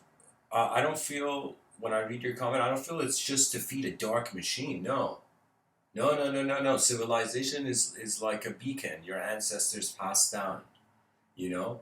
And we have to steer it. We have to navigate. We have to drive our civilization somewhere. And right now we're driving our civilization insane. We have to immediately build sky cities, guys. Overpopulation is going to freak people out otherwise. It's the greatest solution to overpopulation. I'm telling you guys, Civilization 2.0 is a great idea. And as soon as I publish this book, you're going to see me going everywhere trying to talk about it.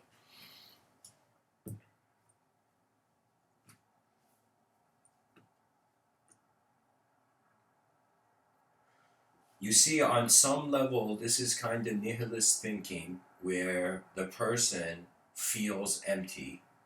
So they look at everything and they feel, how can everything not be empty? And that's the first time you begin to realize that your inner realms are too loud. You gotta lower the volume of your inner realms. When you lower the volume of your inner realms, you perceive the outer realms in you. When you increase the volumes of your inner realms, it becomes a sort of action. So you can say, like, that moment where the soldier back in the day, probably some of our ancestors, most of our ancestors were warriors back in the day because they had to, because kings had egos,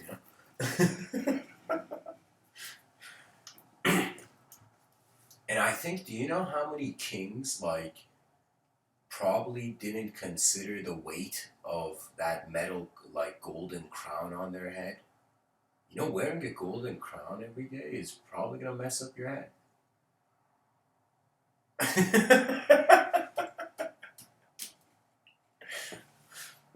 Oh man, that's hilarious.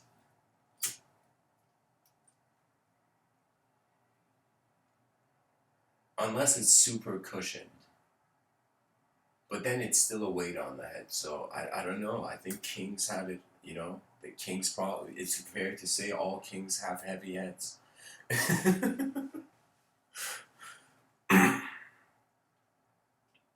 I feel that there's no point of controlling the ego because you wake up tomorrow and you find yourself in a totally different new sensory modality. So I feel that we have to kind of learn from Buckminster Fuller and Alfred Whitehead when they spoke. When Alfred Whitehead said life is a process, you're not just a bunch of meaningless particles.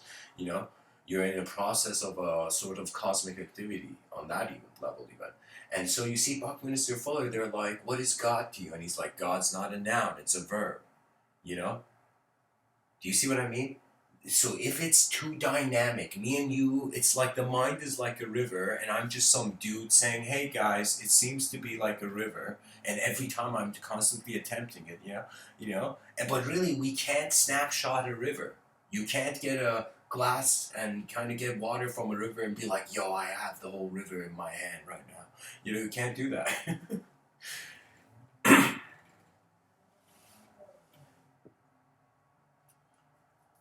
We can control our thoughts if we know we are not our thoughts.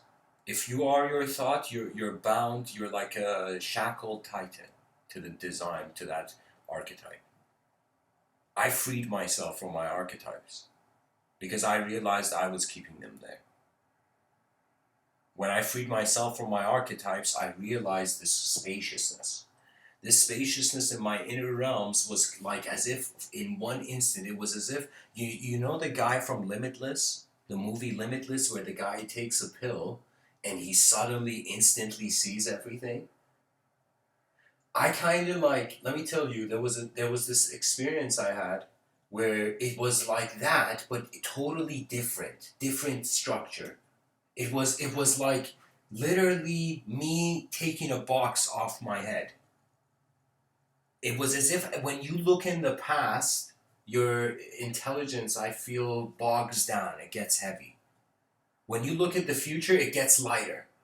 This is why in a senior, like children that go on school trips, like they should take them to sometimes to these senior homes where those old people are dying alone. Like they need to see children, they need to see life in front of them. Old people, like imagine guys, how insane would this be? Where they make senior citizen homes and schools in the same place, and the senior citizens that have to sit in a room are sitting behind glass windows watching recess to stop the bullying epidemic that's happening in American schools. Like there's a bunch of old witnesses just watching, you know? So you see, I mean, the world is already under a sort of surveillance. So let's see it under human surveillance, because human morality then can engage. But guys, this is just an idea I'm just throwing out there. I don't know. There's something, There's something where it's like when you meet your grandfather, you gotta be lively, not because not unauthentically, but you gotta be lively. That means you gotta be cheerful. Because as the person they walk down the mountain of life, it becomes heavy. Yeah, like before death, there's a period where life may feel heavy, and that heaviness is of a sort of like as if the creature in the life didn't study how they are being a mind; they just lived as a body in a program of culture in some narrative. Excuse me. So, anyways, guys, just to wrap this up,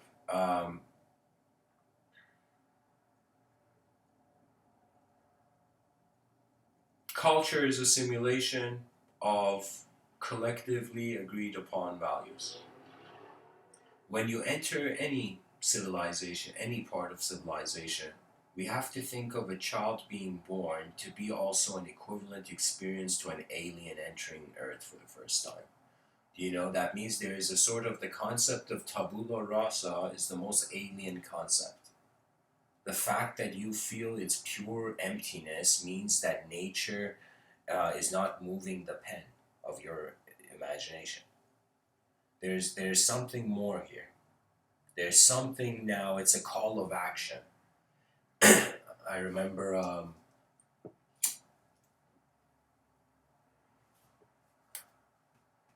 the concept behind the immortal philosopher was how would I say it? This philosopher that gets to see his first philosopher in history that gets to see all the consequences his philosophy has throughout history. And so it's this chaotic film where the whole film there's this dude writing like an old school philosopher on the table, and there's everything he writes suddenly. This next part of the film is like the what he's written and the world that he's written. You know,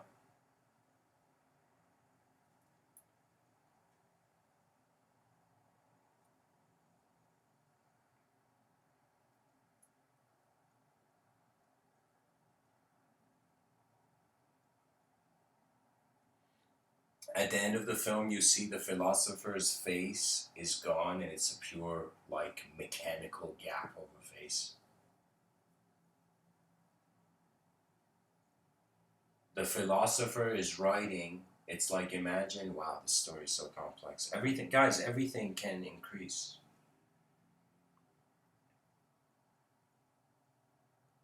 and hopefully, I don't know. Like I'm. There's so many things, guys, that suddenly open up that the person doesn't know really what to choose, and at that point, you watch until intuition moves. I would encourage everyone to write some part of the day, even when you're in the subway. Write at least 2 sentences every day. I'm telling you, just do it. And what I mean, right, that means it could be anything. That means just whatever you see in the day. Maybe you saw a pigeon, land on, uh, uh, let's say, a Snickers wrapper on the ground, you know? And you'd be like, the pigeon landed on the ignorance of society. Whatever. Just write that. Like you have to engage your inner realms. It's kind of like, believe it or not, you have to take the mind into a gym by giving a direction to your life. And that's the velocity part. That means when you look at creatures in nature, their speed is defined by their ecosystem. Their ecosystem is the laws of their imagination. That means whatever that creature is seeing, the environment is dictating the limits. But when we look at the human being, we have an awareness to our mortality. That means we all know at some point our eyes will close in a way that they've never closed before. And we also know that in life, based on your decision, things either grow or things either evolve or de-evolve. Things either advance or they don't advance. It's either an efficient decision or an inefficient decision.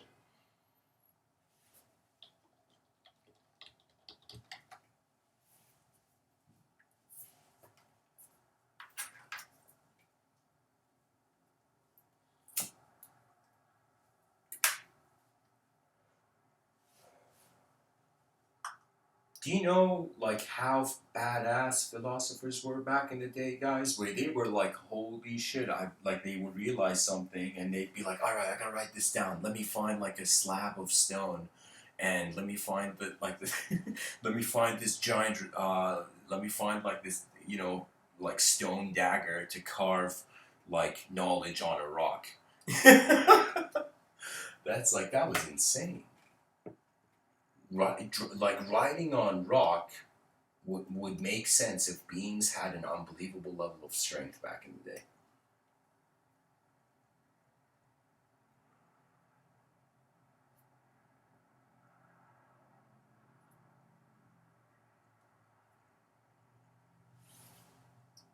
Let me tell you, it's like behind your eyes, there's a creative projection based on where your attention goes. Uh, how can I tell you? Anything you look at, something can pop out in the subjective realms. Look at any object and you'll notice there's a counter thought to that thought. And these counter thoughts can accelerate. But then at some point you kind of feel like it's like it's like this. It's like you draw something, you draw something on the sand, the shores smoothen it out, and right before the thing gets forgotten again, you draw it again. You draw it again. You know, something that the logos communicated to me, and this is a playful comment, but it's my inner vision reminded me that we are in multiple rooms at once. We're not in one room.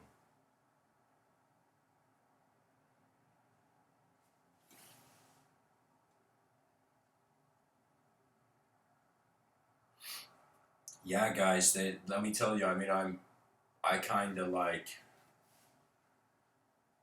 I don't know, it's kind of strange. In my childhood, I was like finding stuff to invent my own kind of, gadgets or whatever.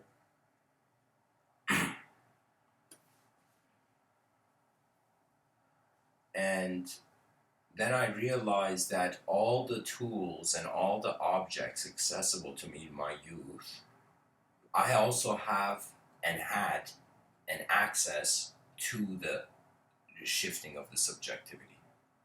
That means after you make a mistake, then you realize what you could have done. But when you're in the mistake, you can't. But there is a way where while you're making a mistake, you can realize it's a mistake. And it is asking yourself, who is there? The Buddha said something, guys, that when I heard this, I threw away the concept of anger. And not intensity, not the concept of intensity, but the concept of anger. Buddha said anger is like burning coal. Whenever a person gets angry, they're burning inside. Now, this person who's angry, their solution should be to immediately go into a different room. When you're angry, leave the room. You know?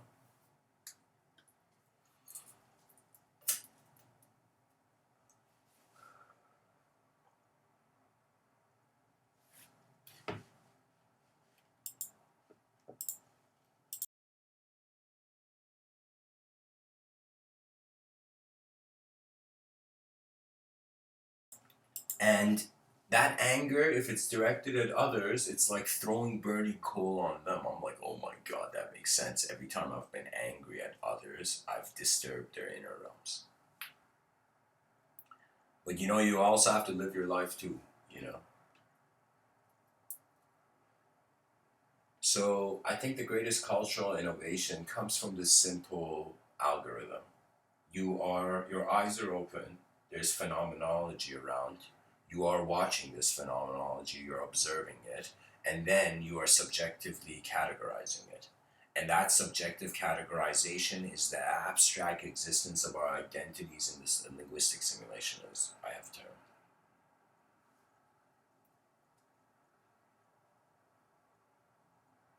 So so in some sense, think of it this way.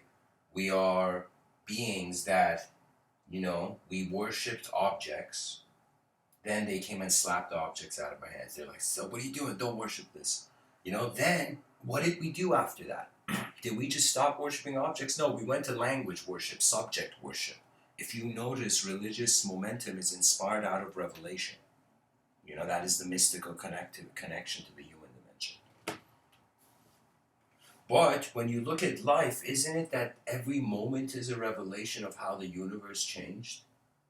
So for me, it's as if like we're already existing in a revelation at every moment. Every moment in its change is a new format of acknowledgement, a new revelation. Something has been revealed. Every day that you live, there's something deeper you're seeing.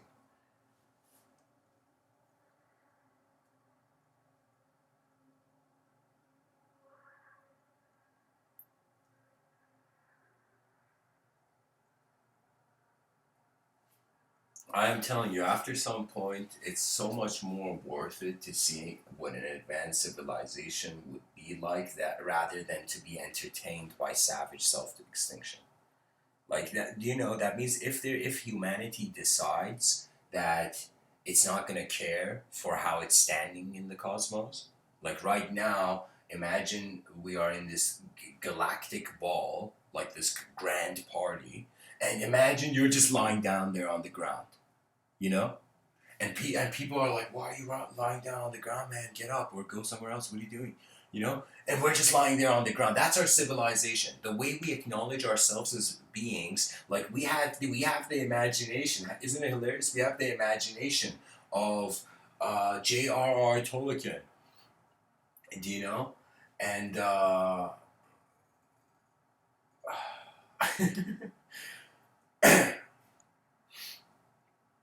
sometimes I see the personalities. I don't remember the names. We have like those people who wrote Star Trek. Like we have so many abstract ways of seeing phenomena, but we limit our reality to such an unevolved civilization. I was like, oh my god. Like I was walking downtown and I'm like, if an alien came down, like an advanced and very civilized like us alien, but more advanced and enlightened, if it came down and saw just the headings of our stores, it would just be like food, clothing, miscellaneous, food, clothing. Do you know what I mean? It would just be such basic physical things that it's as if there isn't enough of an inspiration in civilization to care that the mind for the first time can design the new. That's the evolutionary opportunity. That's the guys, there's this Zen story that is so enlightening, and I don't know how many people would get the humor of it, but it's like there's this guy running. This guy's running. He's like, oh my god, I need to get to the other side of the river. That's the only point of life. I gotta get to the other side of the river. And he's running, he's running, he's running. And then he's looking for a bridge. He sees no. It's like he thinks there's another bridge. No bridge. Eventually, he sees on the other side, like to the back. There's the back of a person just meditating, and it's like this old sage, the Zen sage. And this guy who's like out of breath for running towards the purpose of his life is like he's like it's like old man. He's like, old man, tell me where's the bridge? How do I get to the other side? And the old man, as he turns, his eyebrows are so long that the wind is like blowing the curtains, And he turns around in a strange, like, perfect, smooth, circular, centrifugal way. And, no, that's too unreal here. The old man turns around and looks at him. And the guy says, old man, how do I get to the other side? And the old man looks at him and says, you are on the other side. And that's the end of the story, guys. That's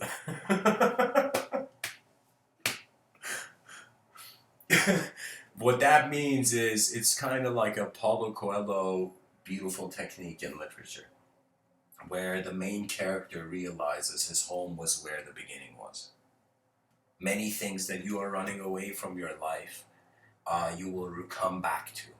I am telling you, enlightenment is not a concept; it's a cycle. Like those motorcycle, drivers, those motorists who like go on like that kind of ramp that's like a full circle, and they come down out of the other side, like that spiral. That's kind of closer to a metaphor to what nirvana could point to. Because the light is in your eyes already, that's existence. There's a rawness to meaning. Just like you see, for example, raw fruit, ripe fruit, there's a rawness to what something means, because everything can be pulled into various directions, various angles can be perceived. Like, look at this wallpaper. Right now, there's like 3 minds in the room in this wallpaper. 4 minds in the room in this wallpaper. Okay, I think those are statues in the back. They look like guards though, so let's say there's actually 7 minds in the room. Okay, there's a lion. Jesus Christ, there's a lion. So there's three, four, five. Six. Yeah.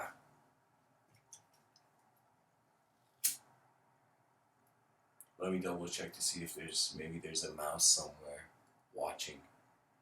Okay, and that head is probably a statue.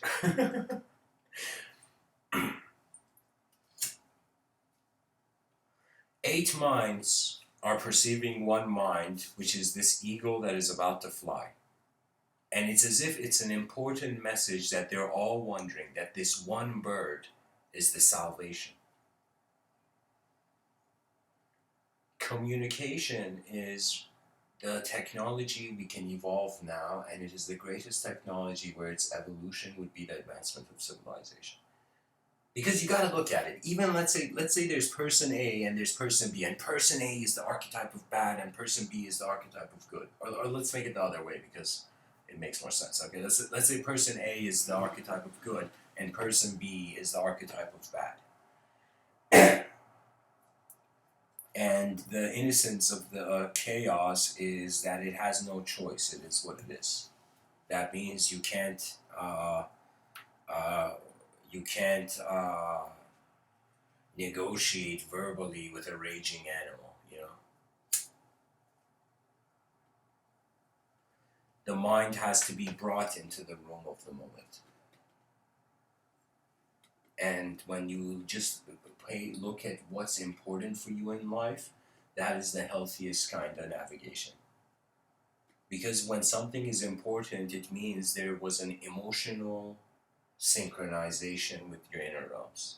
That means something behind your eyes and something in front of your eyes have the same value, so you feel it's coincidental or it's synchronistic, as Carl Jung would say.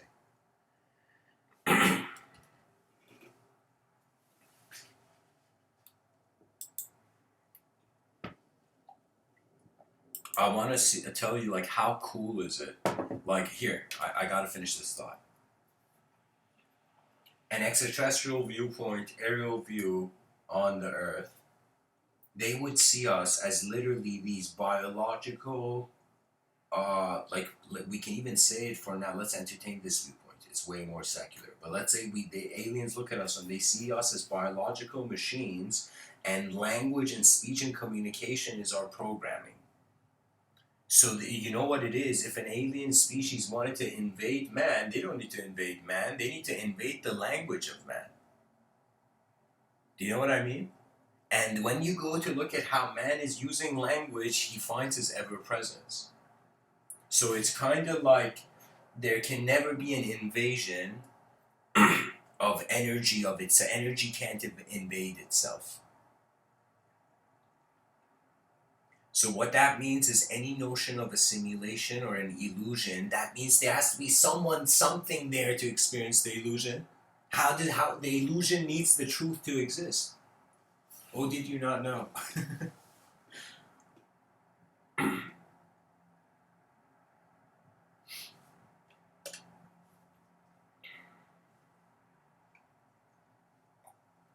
All right, guys. Let me have a quick breather. I'll be right back, and I'm gonna get paper. When I get paper, that's when the concept's gonna uh, stretch. So hang in there, guys.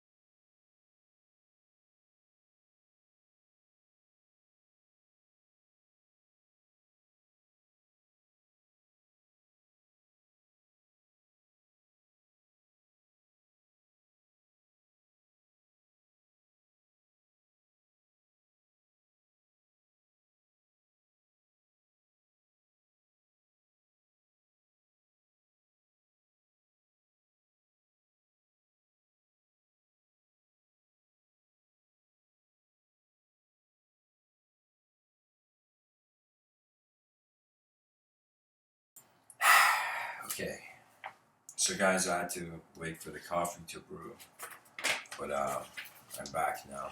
So,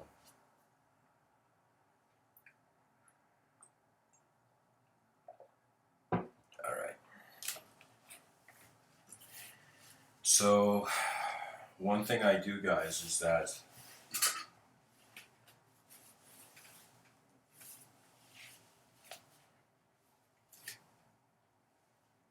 what? Where's the lid? Okay. So, guys, there's a big chance that my pen may die at the before I finish this. All right. So, just a second, guys. Just a second.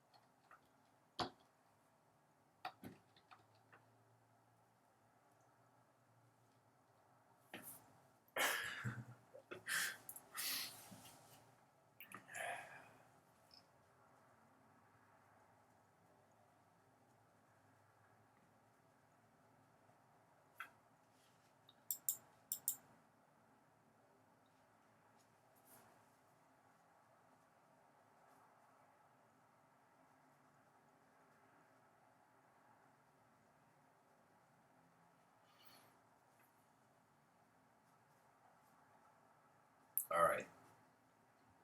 So here's the thing, guys. I sometimes, like for example, a title of this talk.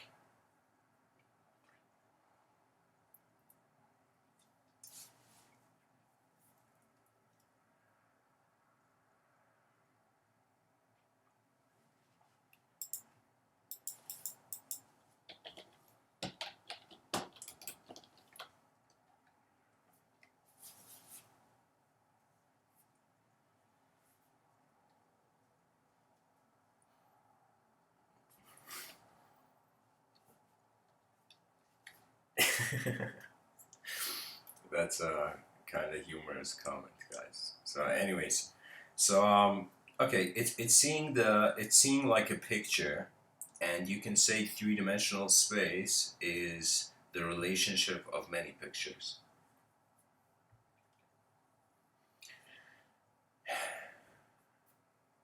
An innovative era means a unique moment in history, a unique moment in the potential of whatever we've evolved now. As if we were cast away on an island, our whole species was alone in the galaxy. What do we do on this island? We gotta either build an empire or kind of close our eyes and begin walking in our inner realms. So it's a sort of potential of history. And right now, most people, they don't see themselves in history because the concept of age, the concept of time, you need a watch. You need birthday candles.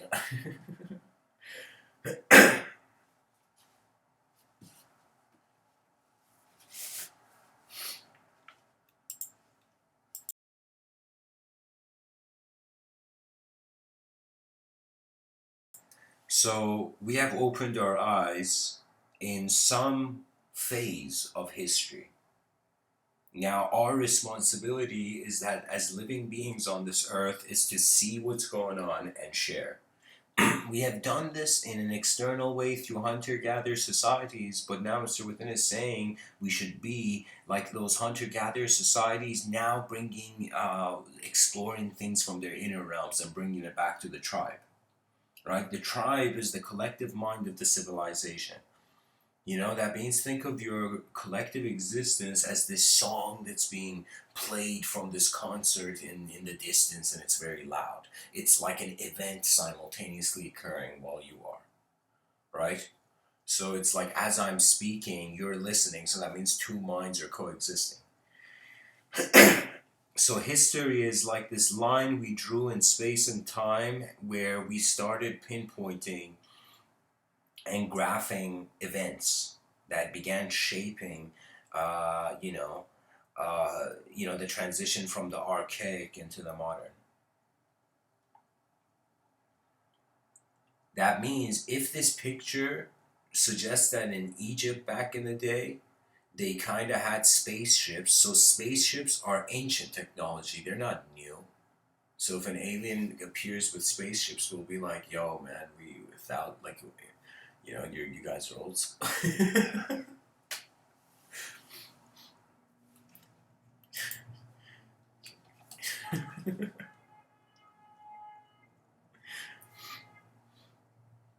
So a potential in history, and then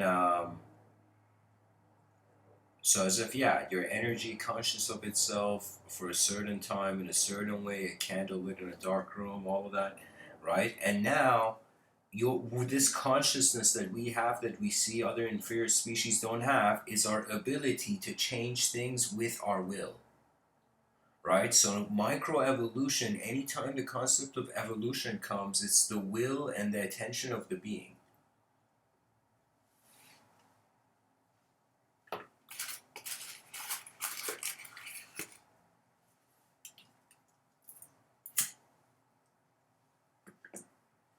So microevolution means what is the direction of the free will on a very small scale in that cultural program. So what that means on a realistic level, the title, what it's implying is that you're kind of looking at how a sort of system is alive, how a sort of cultural atmosphere is being conducted, how human beings are identifying with the images of their world. And then you wonder about what are these micro sensitivities, or you can say micro glitches in the culture. What that means is we're not a civilization where everything is perfect and it's evolving perfectly. We're a civilization that also stumbles. So, an efficient civilization will be a civilization that realizes the value of rising.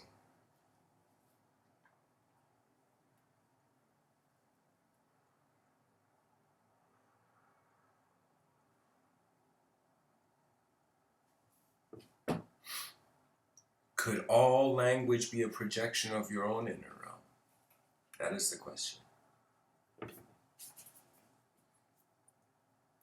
So now, microevolution of the cultural program means that we have to kind of look at culture. And for me, Terence McKenna actually, I got introduced to his work because I was looking up lectures on society and culture.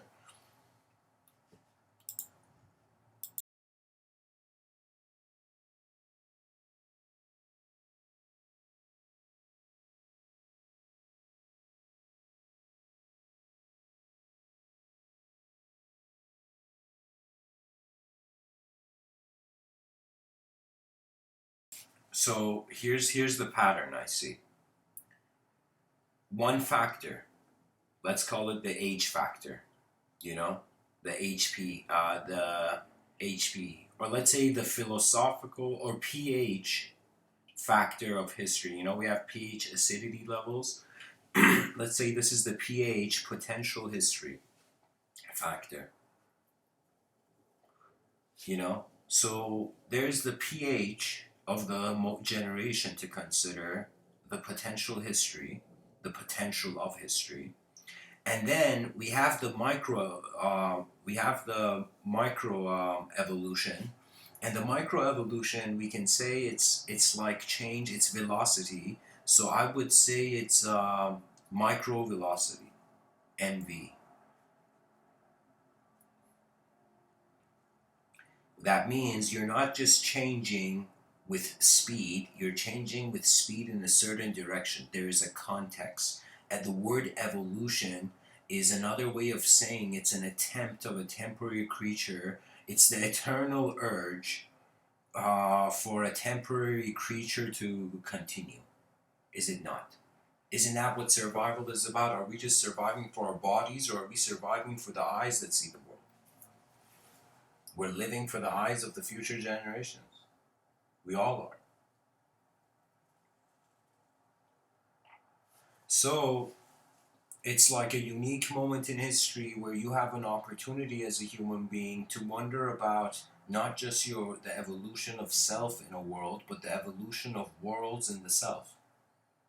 When you listen to someone, for example, it's another way. Like every time I've listened to any lecture, it's kind of been like I'm just sitting in the room and the words are painting a picture. When words become worlds for you, then your inner realms tend to light up everywhere. The cultural program is an old school, it's literally archaic. So, right now, new children are being born in old systems, old patterns. These patterns are old because they are not old to those who brought it.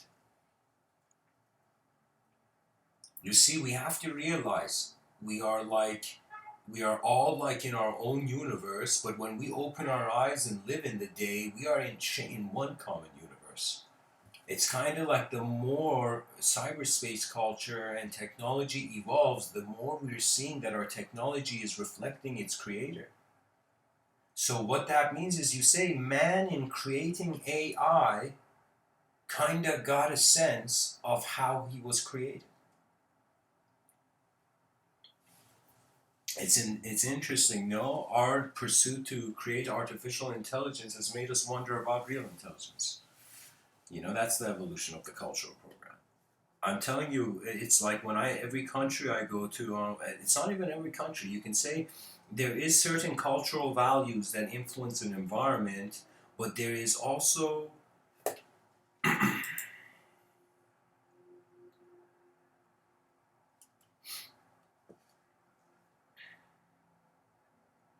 what can I say? The world moves differently in different eyes. Whoever you are, just be conscious of the language threshold. Be conscious of that every human being has their inner realm, and communication must be encouraged. Do you know? Communication must be encouraged. I'm saying that the whole species should be ushered into this multidimensional renaissance where before the year 2050, where superintelligence may open its eyes, we advance the users of technology by having the greatest events. And I thought, how interesting would it be that if all the wars were philosophical wars, that they were not physical. That means people through language found a way to see how the future could look like, and they moved somewhere. It's like there was a volcano erupting, and the man comes over. He's like, "Honey, we gotta move." It's like, "Why?" And the guy's like, "Trust me, we gotta move." And his wife's like, "Honey, tell me, did you get fired?" He's like, "Sweetie, we're all gonna catch on fire. Go get the kids and let's go." Where are the kids? Let's go. Like some intense situation like that.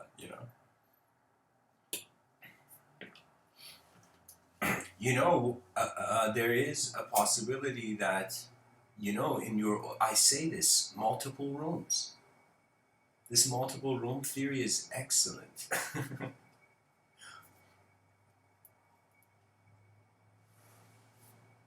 Think of it this way: when a person communicates, what is happening? Terence McKenna said, "We're like advanced apes making sophisticated mouth noises," something like that. We're actually chimpanzees. Like our descendants are through evolutionary biology is like a chimp and something else, but we don't know what that something else is, and we just know we're different than all the other species.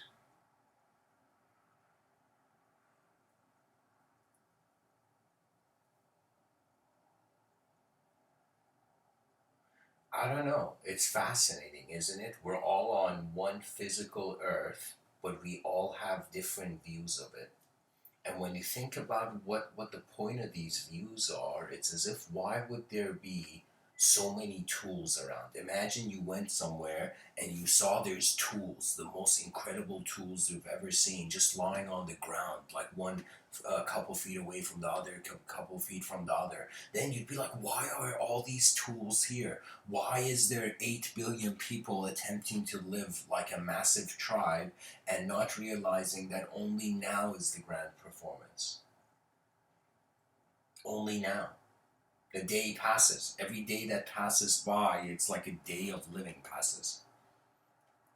So that means some wonder has to find you throughout the day, or there's no, your work is purposeless, in other words.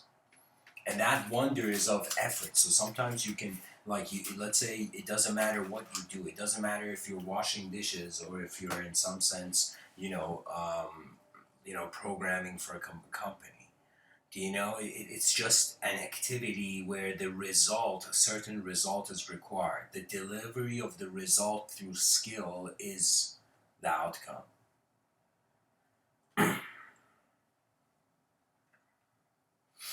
So I would say that if there is a microevolution, we have to think of the macroevolution. It's a realization beyond the dualistic perception.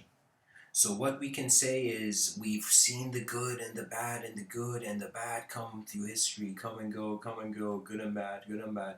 And then we suddenly see there is a direction that comes. Something is now moving in a way where chaos and order and yin and yang stop fighting, and they're like, whoa, what is that? And they realize it is the whole circle that encompasses them. It is, I think it may sound kind of like, let's say, I hope you hear this in a poetic context, but it's we can communicate to the universe, but it's in some sense through being it. So I'm telling you, what we will see most likely happen is that people will get bored of an inefficient system and wonder about its efficiency. I am kind of glad we saw the inefficiency first. There's something strange about our cause being chaotic and the effect being ordered. That there is, I don't know how to tell you that it's as if the universe is oscillating between its own absence. Existence is, it's like we're the one part of the wave, the peak of one wave is like this wave of consciousness is oscillating between known objects and unknown witnessing subjects. Phenomena. The inverted triangle is a very divine symbol, because what it implies is that the singular led to a higher plane, not that the singular, like you see, it's kind of hilarious. It's like the god of one dimension is the human of another. It's like on one side of the coin, it's all energy just happening at once. On another side of the coin, the sophistication of human history and evolution and biology and all this. Do you see what I mean? We are literally creatures that have an ability to look at something and to subtract dimensions from it and add dimensions from it. And you can get caught into these vibes. You know, there's this story that there was this grandfather and his grandkids want to pull a prank on him. So the grandfather is asleep and they go get a piece of cheese with an intense smell, and they put the piece of cheese under the mustache of the grandfather. The grandfather wakes up. He wakes up and he's like, whoa, whoa, whoa, whoa, whoa. Why are these kids acting so disciplined? And then he's like, whoa, what is this smell? And he's like, this smell is tragic. He's like, I gotta get out of this room. These kids smell terrible. You know? He's like, what kind of grandkids am I raising? And then he in some sense goes to the kitchen and he sees, oh my god, the smell is here. He goes to every room of the house, he sees the smell is there. He opens the front door, goes outside, he sees the smell is still there. He says, oh my god, the world stinks. So one tiny piece of cheese led this poor man into thinking the whole world stinks. But it doesn't. It is the purest attempt of nature to crystallize into higher forms of intelligence. There's something about being alive that is just more than your inner realm's projection. There's something about being alive that is more than just the repetition of an objective act. There's something that is worth seeing here. And when I'm saying it, that our civilization, we're such language worshippers that we we are conditioned to think that identity has to be fixed all the time.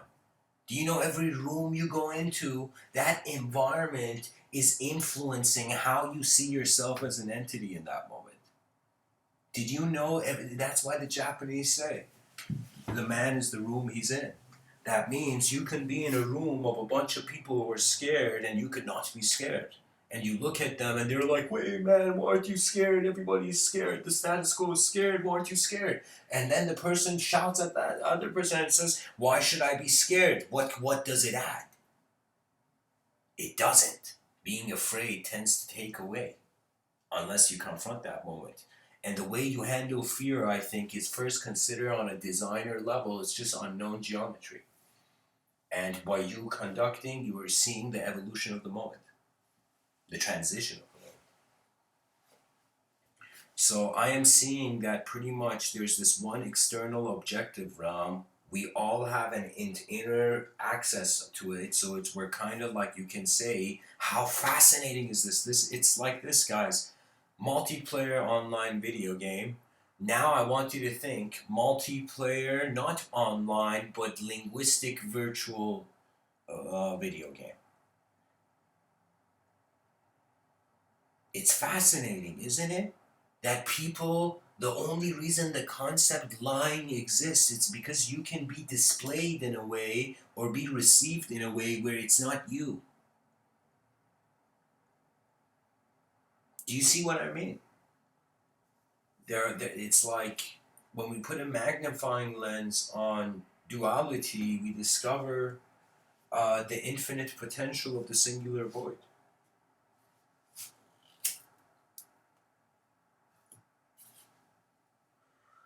So, anyways, guys, I'm gonna open it up to Q&A in case anybody has a question on this or wants me to talk about something else. If not, I must rotate with the rotations of the earth.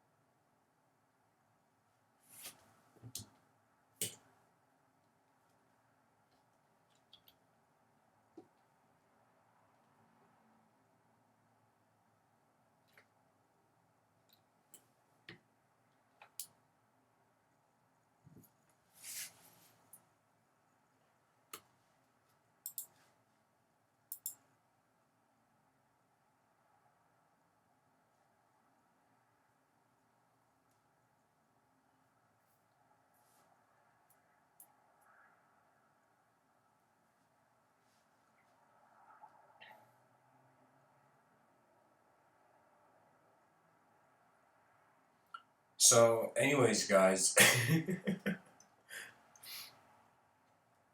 So, I'm in an odd moment where I don't know what to comment on or if I should keep the stream going for the chat set.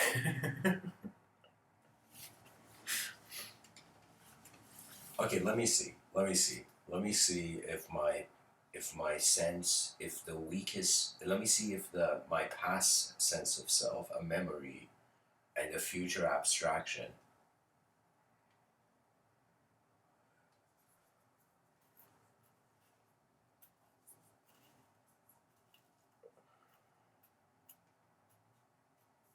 Guys, it's kind of very fascinating. I just noticed it, but it's like, isn't it fascinating? We have evolved to be subjects.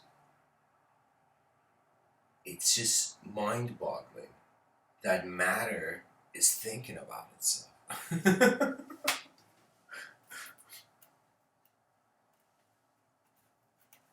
So anyways, guys, I'm going to thank everyone for listening and contributing to the efforts of these talks. I encourage the listeners to start writing. And let me tell you what, like, a relationship I have with writing. It's kind of like, first of all, I don't pick up the pen unless there is something so important that I feel it's necessary. You know, that means if I get an idea throughout the day and I feel it's not important, this idea, you know, I won't write it down. But if I get an idea that makes me feel, whoa, whoa, whoa, whoa, that idea, I have to write it down. It's like a way of kind of opening the gift of your inner realms on paper. So that's the thing. The same relationship you have with the pen and the paper is the same relationship your attention is having with all phenomenology and its meaning. We are the authors of the meaning of our lives that we only see. When we share that meaning, that's an attempt of an inner realm to build a bridge to another inner realm. So in our maintenance and advanced uh, handling and navigation and piloting of our civilization, we will free ourselves from so many unnecessary psychological loops that the society puts people in, because at some point in the social system there's cruelty revealed. When cruelty is revealed and justice doesn't arrive, the person gets a feeling of an unsafe society. So as long as there is that feeling of an unsafe society, there is cruelty. As long as there's cruelty, we cannot ascend to the higher visions of our educational system. That means the world is keeping itself like an animal. That means we haven't realized all those people who were fighting in the streets or something, they could have just been in educational systems where they were wondering and exploring how far the human knowledge stream perceives it. Every human being is like a drop in this river of human advancement, you know? And when those people who suddenly say, yo man, I found my career, you know, that person is a person who's found a rhythm. And I'm telling you guys, my views on space are, they're the greatest. Oh, okay, guys, so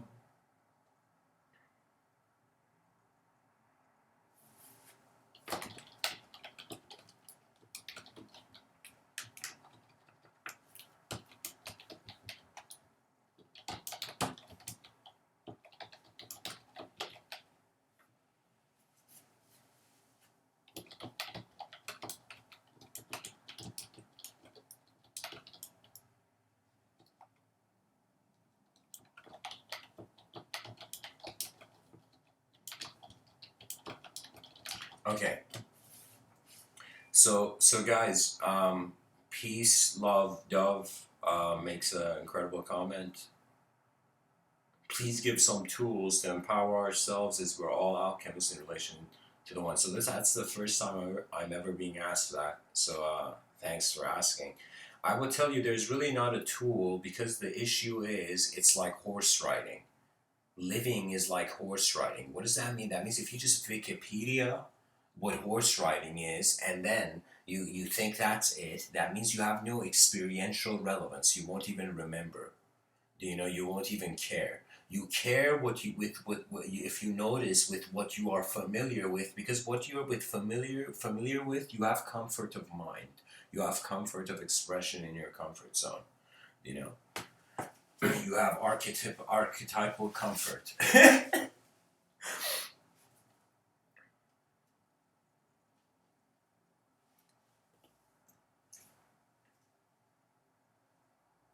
So I would say that instead of looking for tools, instead of looking for truths behind doors that are not here, that don't exist, I would tell you that life is a living process.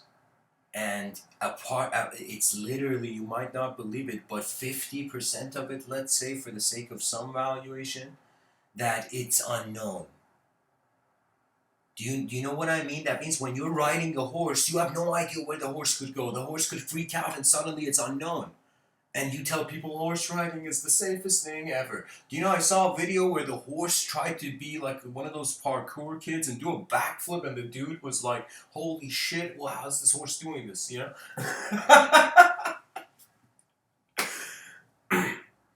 So do you see what I'm saying, guys?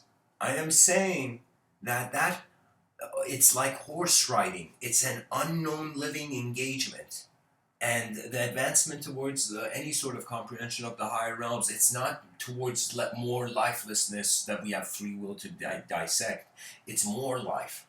It's filled with momentum. All knowledge eventually will be perceived as where the attention is. That means you can have Albert Einstein, but if he's worried about if he left the kettle on at home, you would be like, his speech wouldn't be the same lecture. You know? He'd be like, oh my god, why is Einstein writing so many formulas on fire? On heat, you know? You know? The relationship of temperature in space time. Do you see what I mean? So there are many events. There are inner events that are going on. The Stoics, Epictetus says, we suffer not from the events in our lives, but from the judgments about them.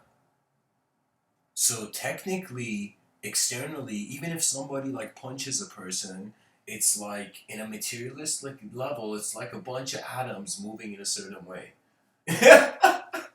So materialistically, there's no parameter, no filtration of morality, because it's you're like, yo man, we gotta give freedom of movement to atoms.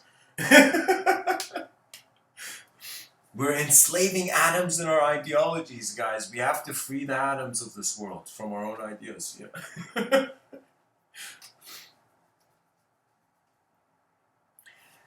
Yes, but 1LA.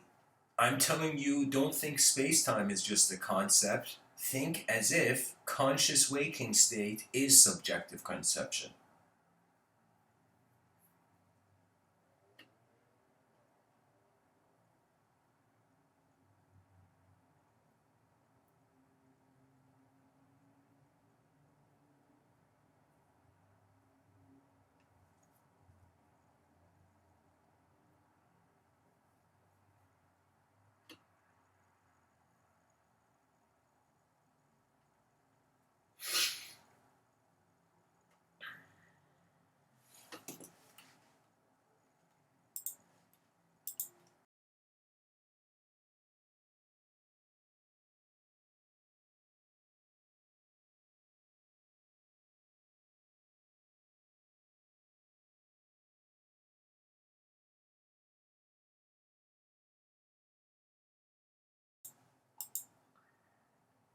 So,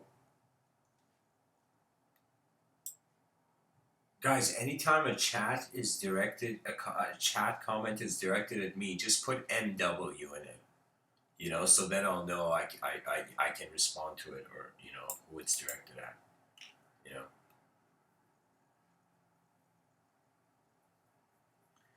You see, guys, I'm telling you, we can, like, totally treat language like clay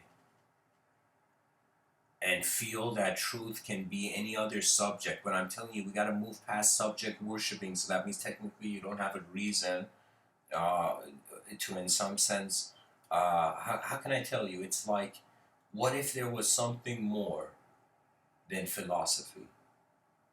What if our existence is not just an ideological justification? What if our existence as beings is like a rhythm in nature? It is a phase. It is the metamorphosis of the universal sector.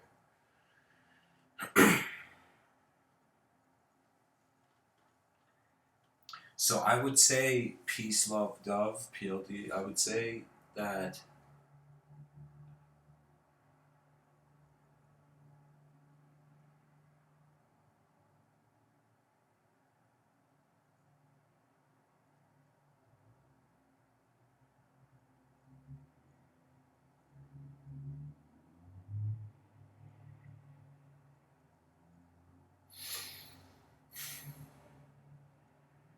The only tool is that you are a conscious being.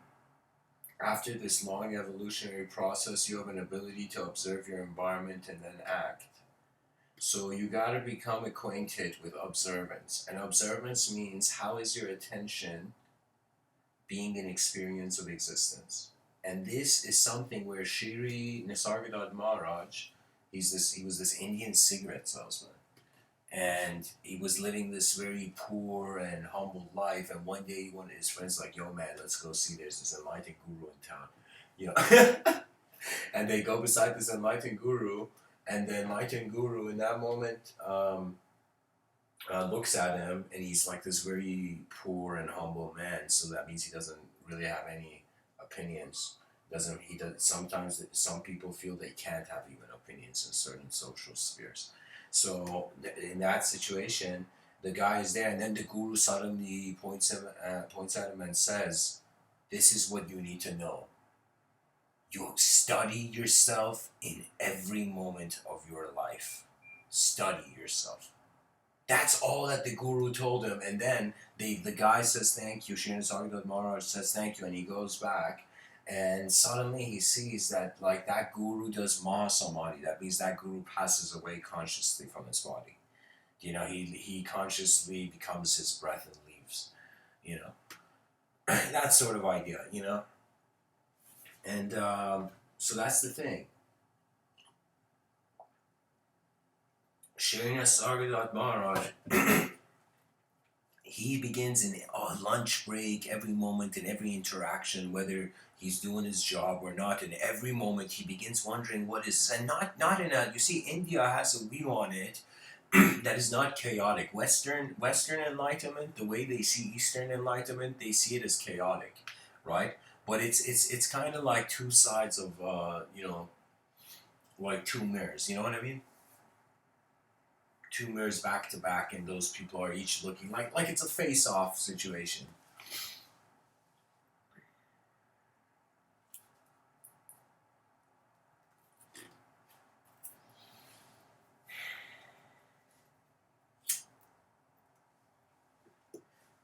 Shri Nisargadatta Maharaj, he has this quote. He becomes realized. He says, "When I see that I am nothing, that is wisdom. When I see that I am everything, that is love. And in between, my life moves." In other words, this dude is saying he's not a person. His consciousness is oscillating between everything and nothing, and there's identification projections occurring in everyone, in every state. Shri Nisargadatta Maharaj, let's go into a quote tunnel of his quotes. Let's do this. Even though this talk is going overtime, let's see. Shri Nisargadatta. Let's see what data Shri Nisargadatta has to give us. Yeah, that joke tried.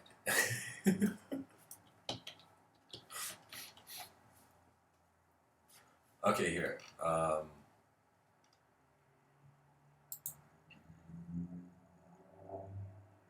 These are some quotes from Shri Nisargadatta Maharaj, the man whose story I shared with you. A quote tunnel is a segment of these episodes where I dive into either a person in history, their quotes, kind of seeing like how their mind opened up to the world, how their inner realms look like, or a certain theme in history, and I look up quotes about it. So Shri Nisargadatta Maharaj, he says, when the mind is kept away from its preoccupation, it becomes quiet.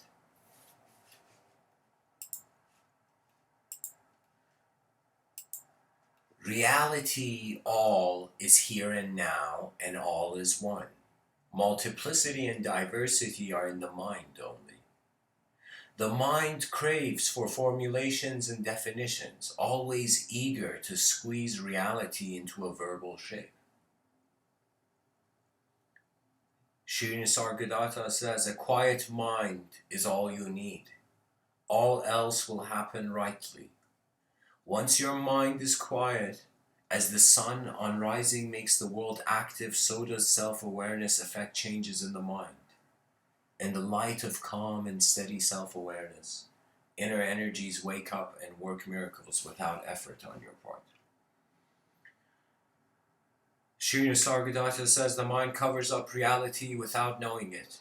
To know the nature of the mind, you need intelligence, the capacity to look at the mind in silent and dispassionate awareness. Sri Nisargadatta Maharaj says, wisdom tells me I am nothing, love tells me I am everything, and between the two my life flows. Sri Nisargadatta Maharaj says, awareness is ever there. It need not be realized. Open the shutter of the mind, and it will be flooded with light.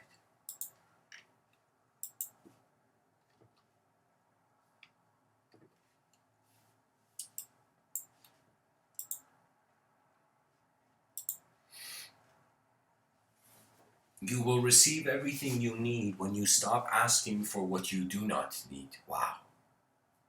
Sri Nisargadatta Maharaj says there is nothing to practice. To know yourself, be yourself. To be yourself, stop imagining yourself to be this or that. Just be. Let your true nature emerge. Don't disturb your mind with seeking.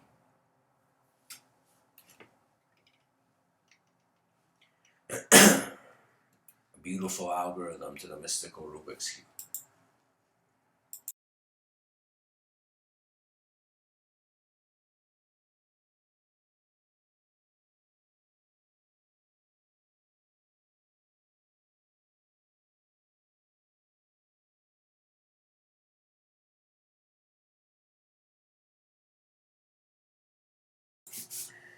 Sri Nisargadatta Maharaj says,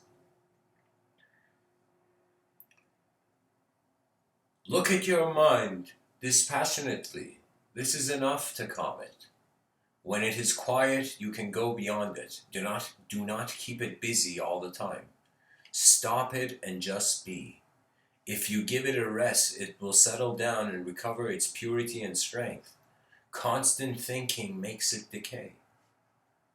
Let me tell you, it's not constant thinking that makes it decay. It's attachment to the result of the thinking.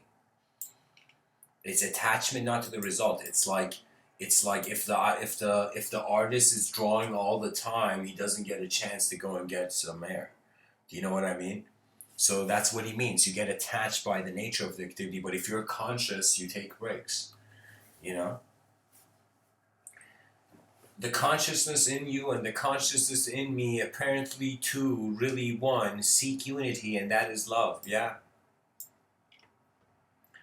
Sri Nisargadatta Maharaj says the unchangeable can only be realized in silence. Once realized, it will deeply affect the changeable, itself remaining unaffected. Yes, that's the field moving the particles thing. That's when I say in these talks, you think you're a leaf moving a river, but then you realize you're the river moving the leaf.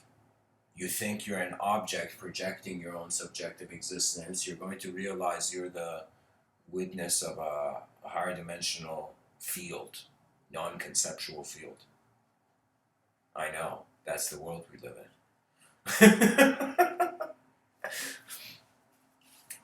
Sri Nisargadatta Maharaj says, all that a guru can tell you is, my dear sir, you're quite mistaken about yourself. You're not the person you take yourself to be. Yeah. That's why I'm saying these talks are mirrors. Everything you perceive is mirroring your inner nature. The meaning of the external is your inner nature, believe it or not. Pleasure puts you to sleep. Sri Nisargadatta Maharaj says, pleasure puts you to sleep and pain wakes you up. If you don't want to suffer, don't go to sleep. Sri Nisargadatta Maharaj says, this attitude of silent observation is the very foundation of yoga. You see the picture, but you're not the picture. Guys, this sentence is what the educational system needs. Like, literally, children have to realize they are not the pictures that they think or that are thrown at them. Thoughts come and go. You are the vision and the endurance of your what is important to you. You know, And believe it or not, people will say, what is important to me? But then you'll realize there's a responsibility in claiming importance in phenomena. That means when you love someone, imagine like your distant relative was in Pompeii and that thing happened and you were like, you would be worried about them. You know, your minds is like it's like if we say we have a conscious mind and an unconscious, then we can say if there's something that's important for the conscious mind, there's a chance that there's also a phenomenology very important for the unconscious mind, as if the unconscious is being attracted to the conscious and the conscious is being attracted to the unconscious, the gravitational pull of not two objects of mass but two dimensions pulling each other like lovers that are breaking but at the same time cannot let go.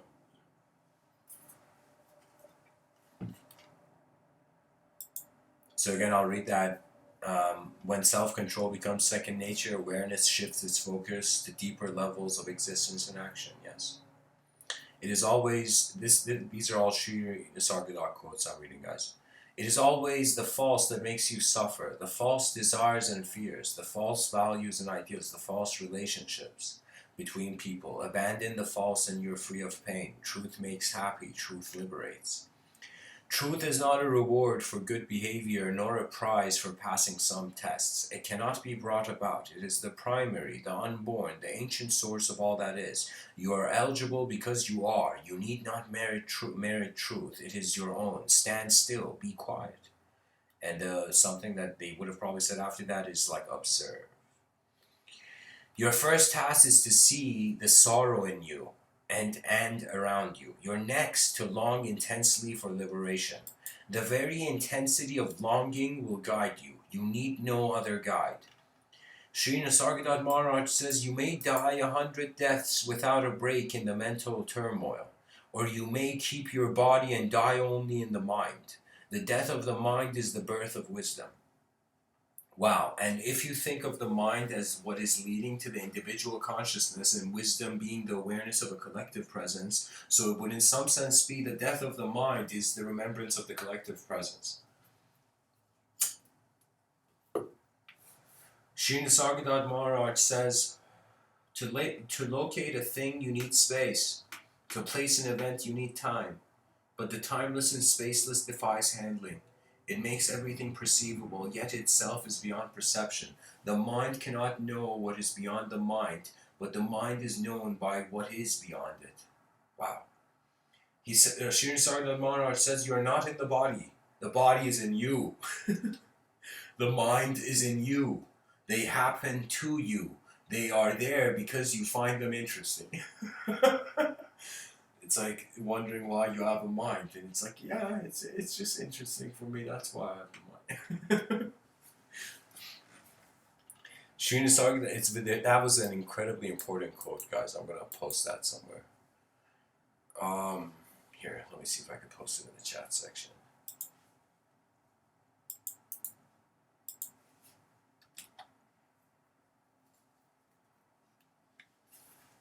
Ego, I find, is a technology. It's like a vehicle. You don't have to live in it, but you can use it. It's okay to be an individual once it's okay for you to be alive. So many people are fighting for the freedoms of others, not realizing that they have not given that freedom to themselves first. Sri Nisargadatta Maharaj says, put your awareness to work, not your mind. The mind is not the right instrument for this task. The timeless can be reached only by the timeless. Your body and your mind are born subject to time. Only awareness is timeless, even in the now. Sri Nisargadatta Maharaj says your first task is to see the sorrow. Oh, I read that, I think. To me, nothing ever happens. There's something changeless, motionless, immovable, rock-like, unassailable. A solid mass of pure being, consciousness, bliss. I am never out of it. Nothing can take me out of it. No torture, no calamity. Sri Nisargadatta Maharaj says, to me, nothing ever happens. What is this guy repeating the same quote twice? Okay, anyways.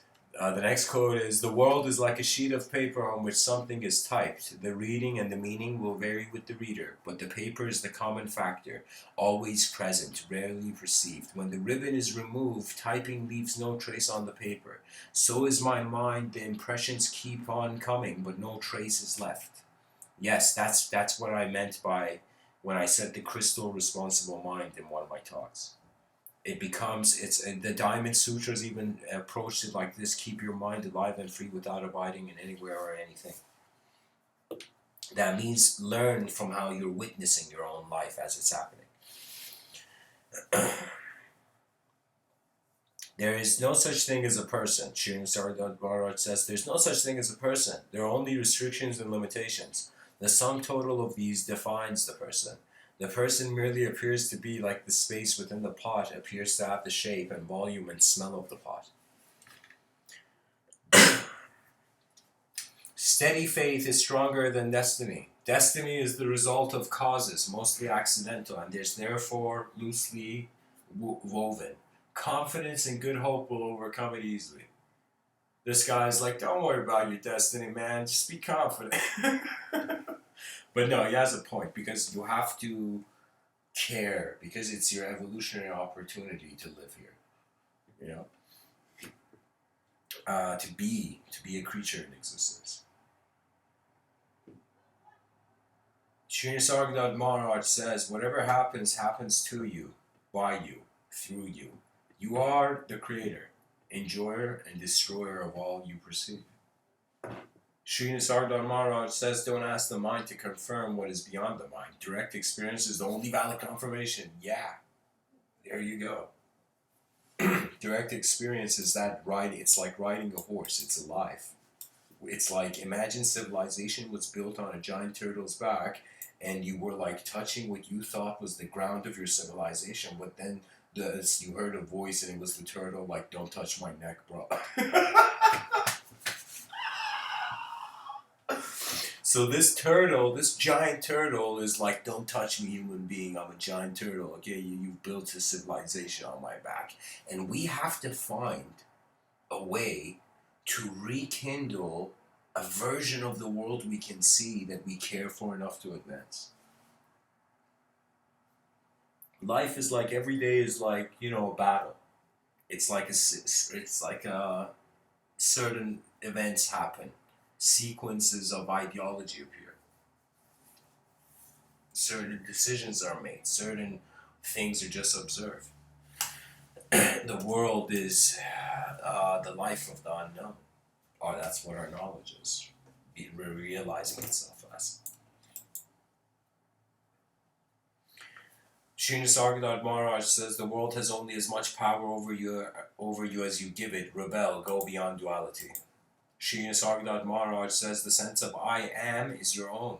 You cannot part with it, but you can impart it to anything, as in saying I am young, I am rich, and so on. But such self-identifications are patently false, and the cause of bondage. That means if you are in a changing world, you're trying to hold on to just one thing, you're going to suffer because it's changing. What are you going to do?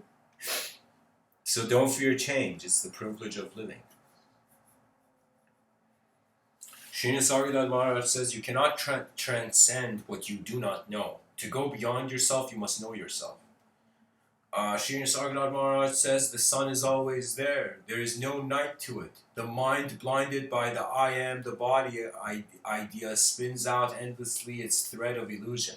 And that's a fascinating idea, guys. That means if we were really close to the sun, and we were like the closest planet to the sun, even though there isn't probably the conditions for life, but if there was, we'd be like, all right, we're never getting any shut-eye.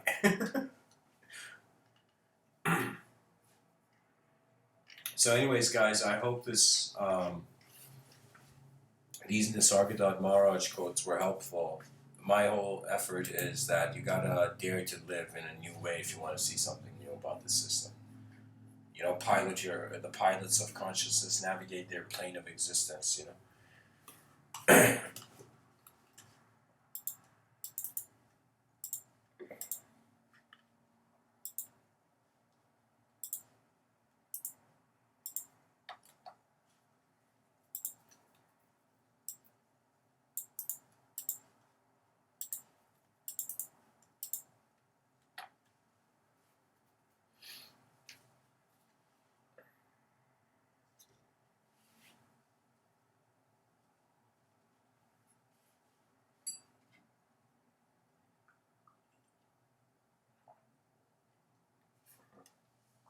Guys, we can't blame society when we built it. And even though when I say we, some people may feel a few individuals built civilization, but let me tell you that's not the case. Civilization is a collective system by nature. That means technically, if there were creatures in the Andromeda galaxy, they would be also contributing to the development of our civilization because we in our civilization consider the Andromeda galaxy. So just the idea of it is kind of like,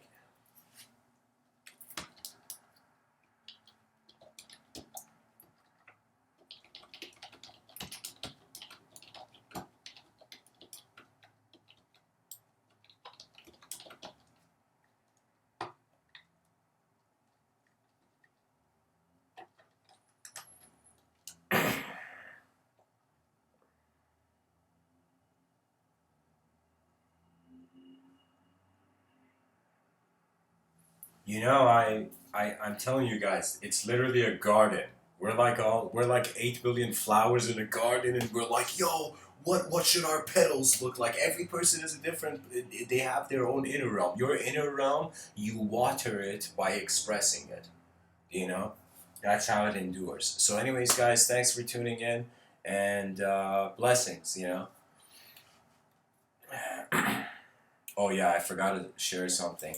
By the way, everyone, I have this intention of building this powerful community of advanced communicators and pilots of consciousness. And when I say community, I mean like I want to I like my whole effort is like to have get to a point where I can build like School of Athens 2.0. I don't know how to say it. Like it's this. I want to see the mind begin the inner technologies evolving quicker than the outer technology. Then we will be ready for AI.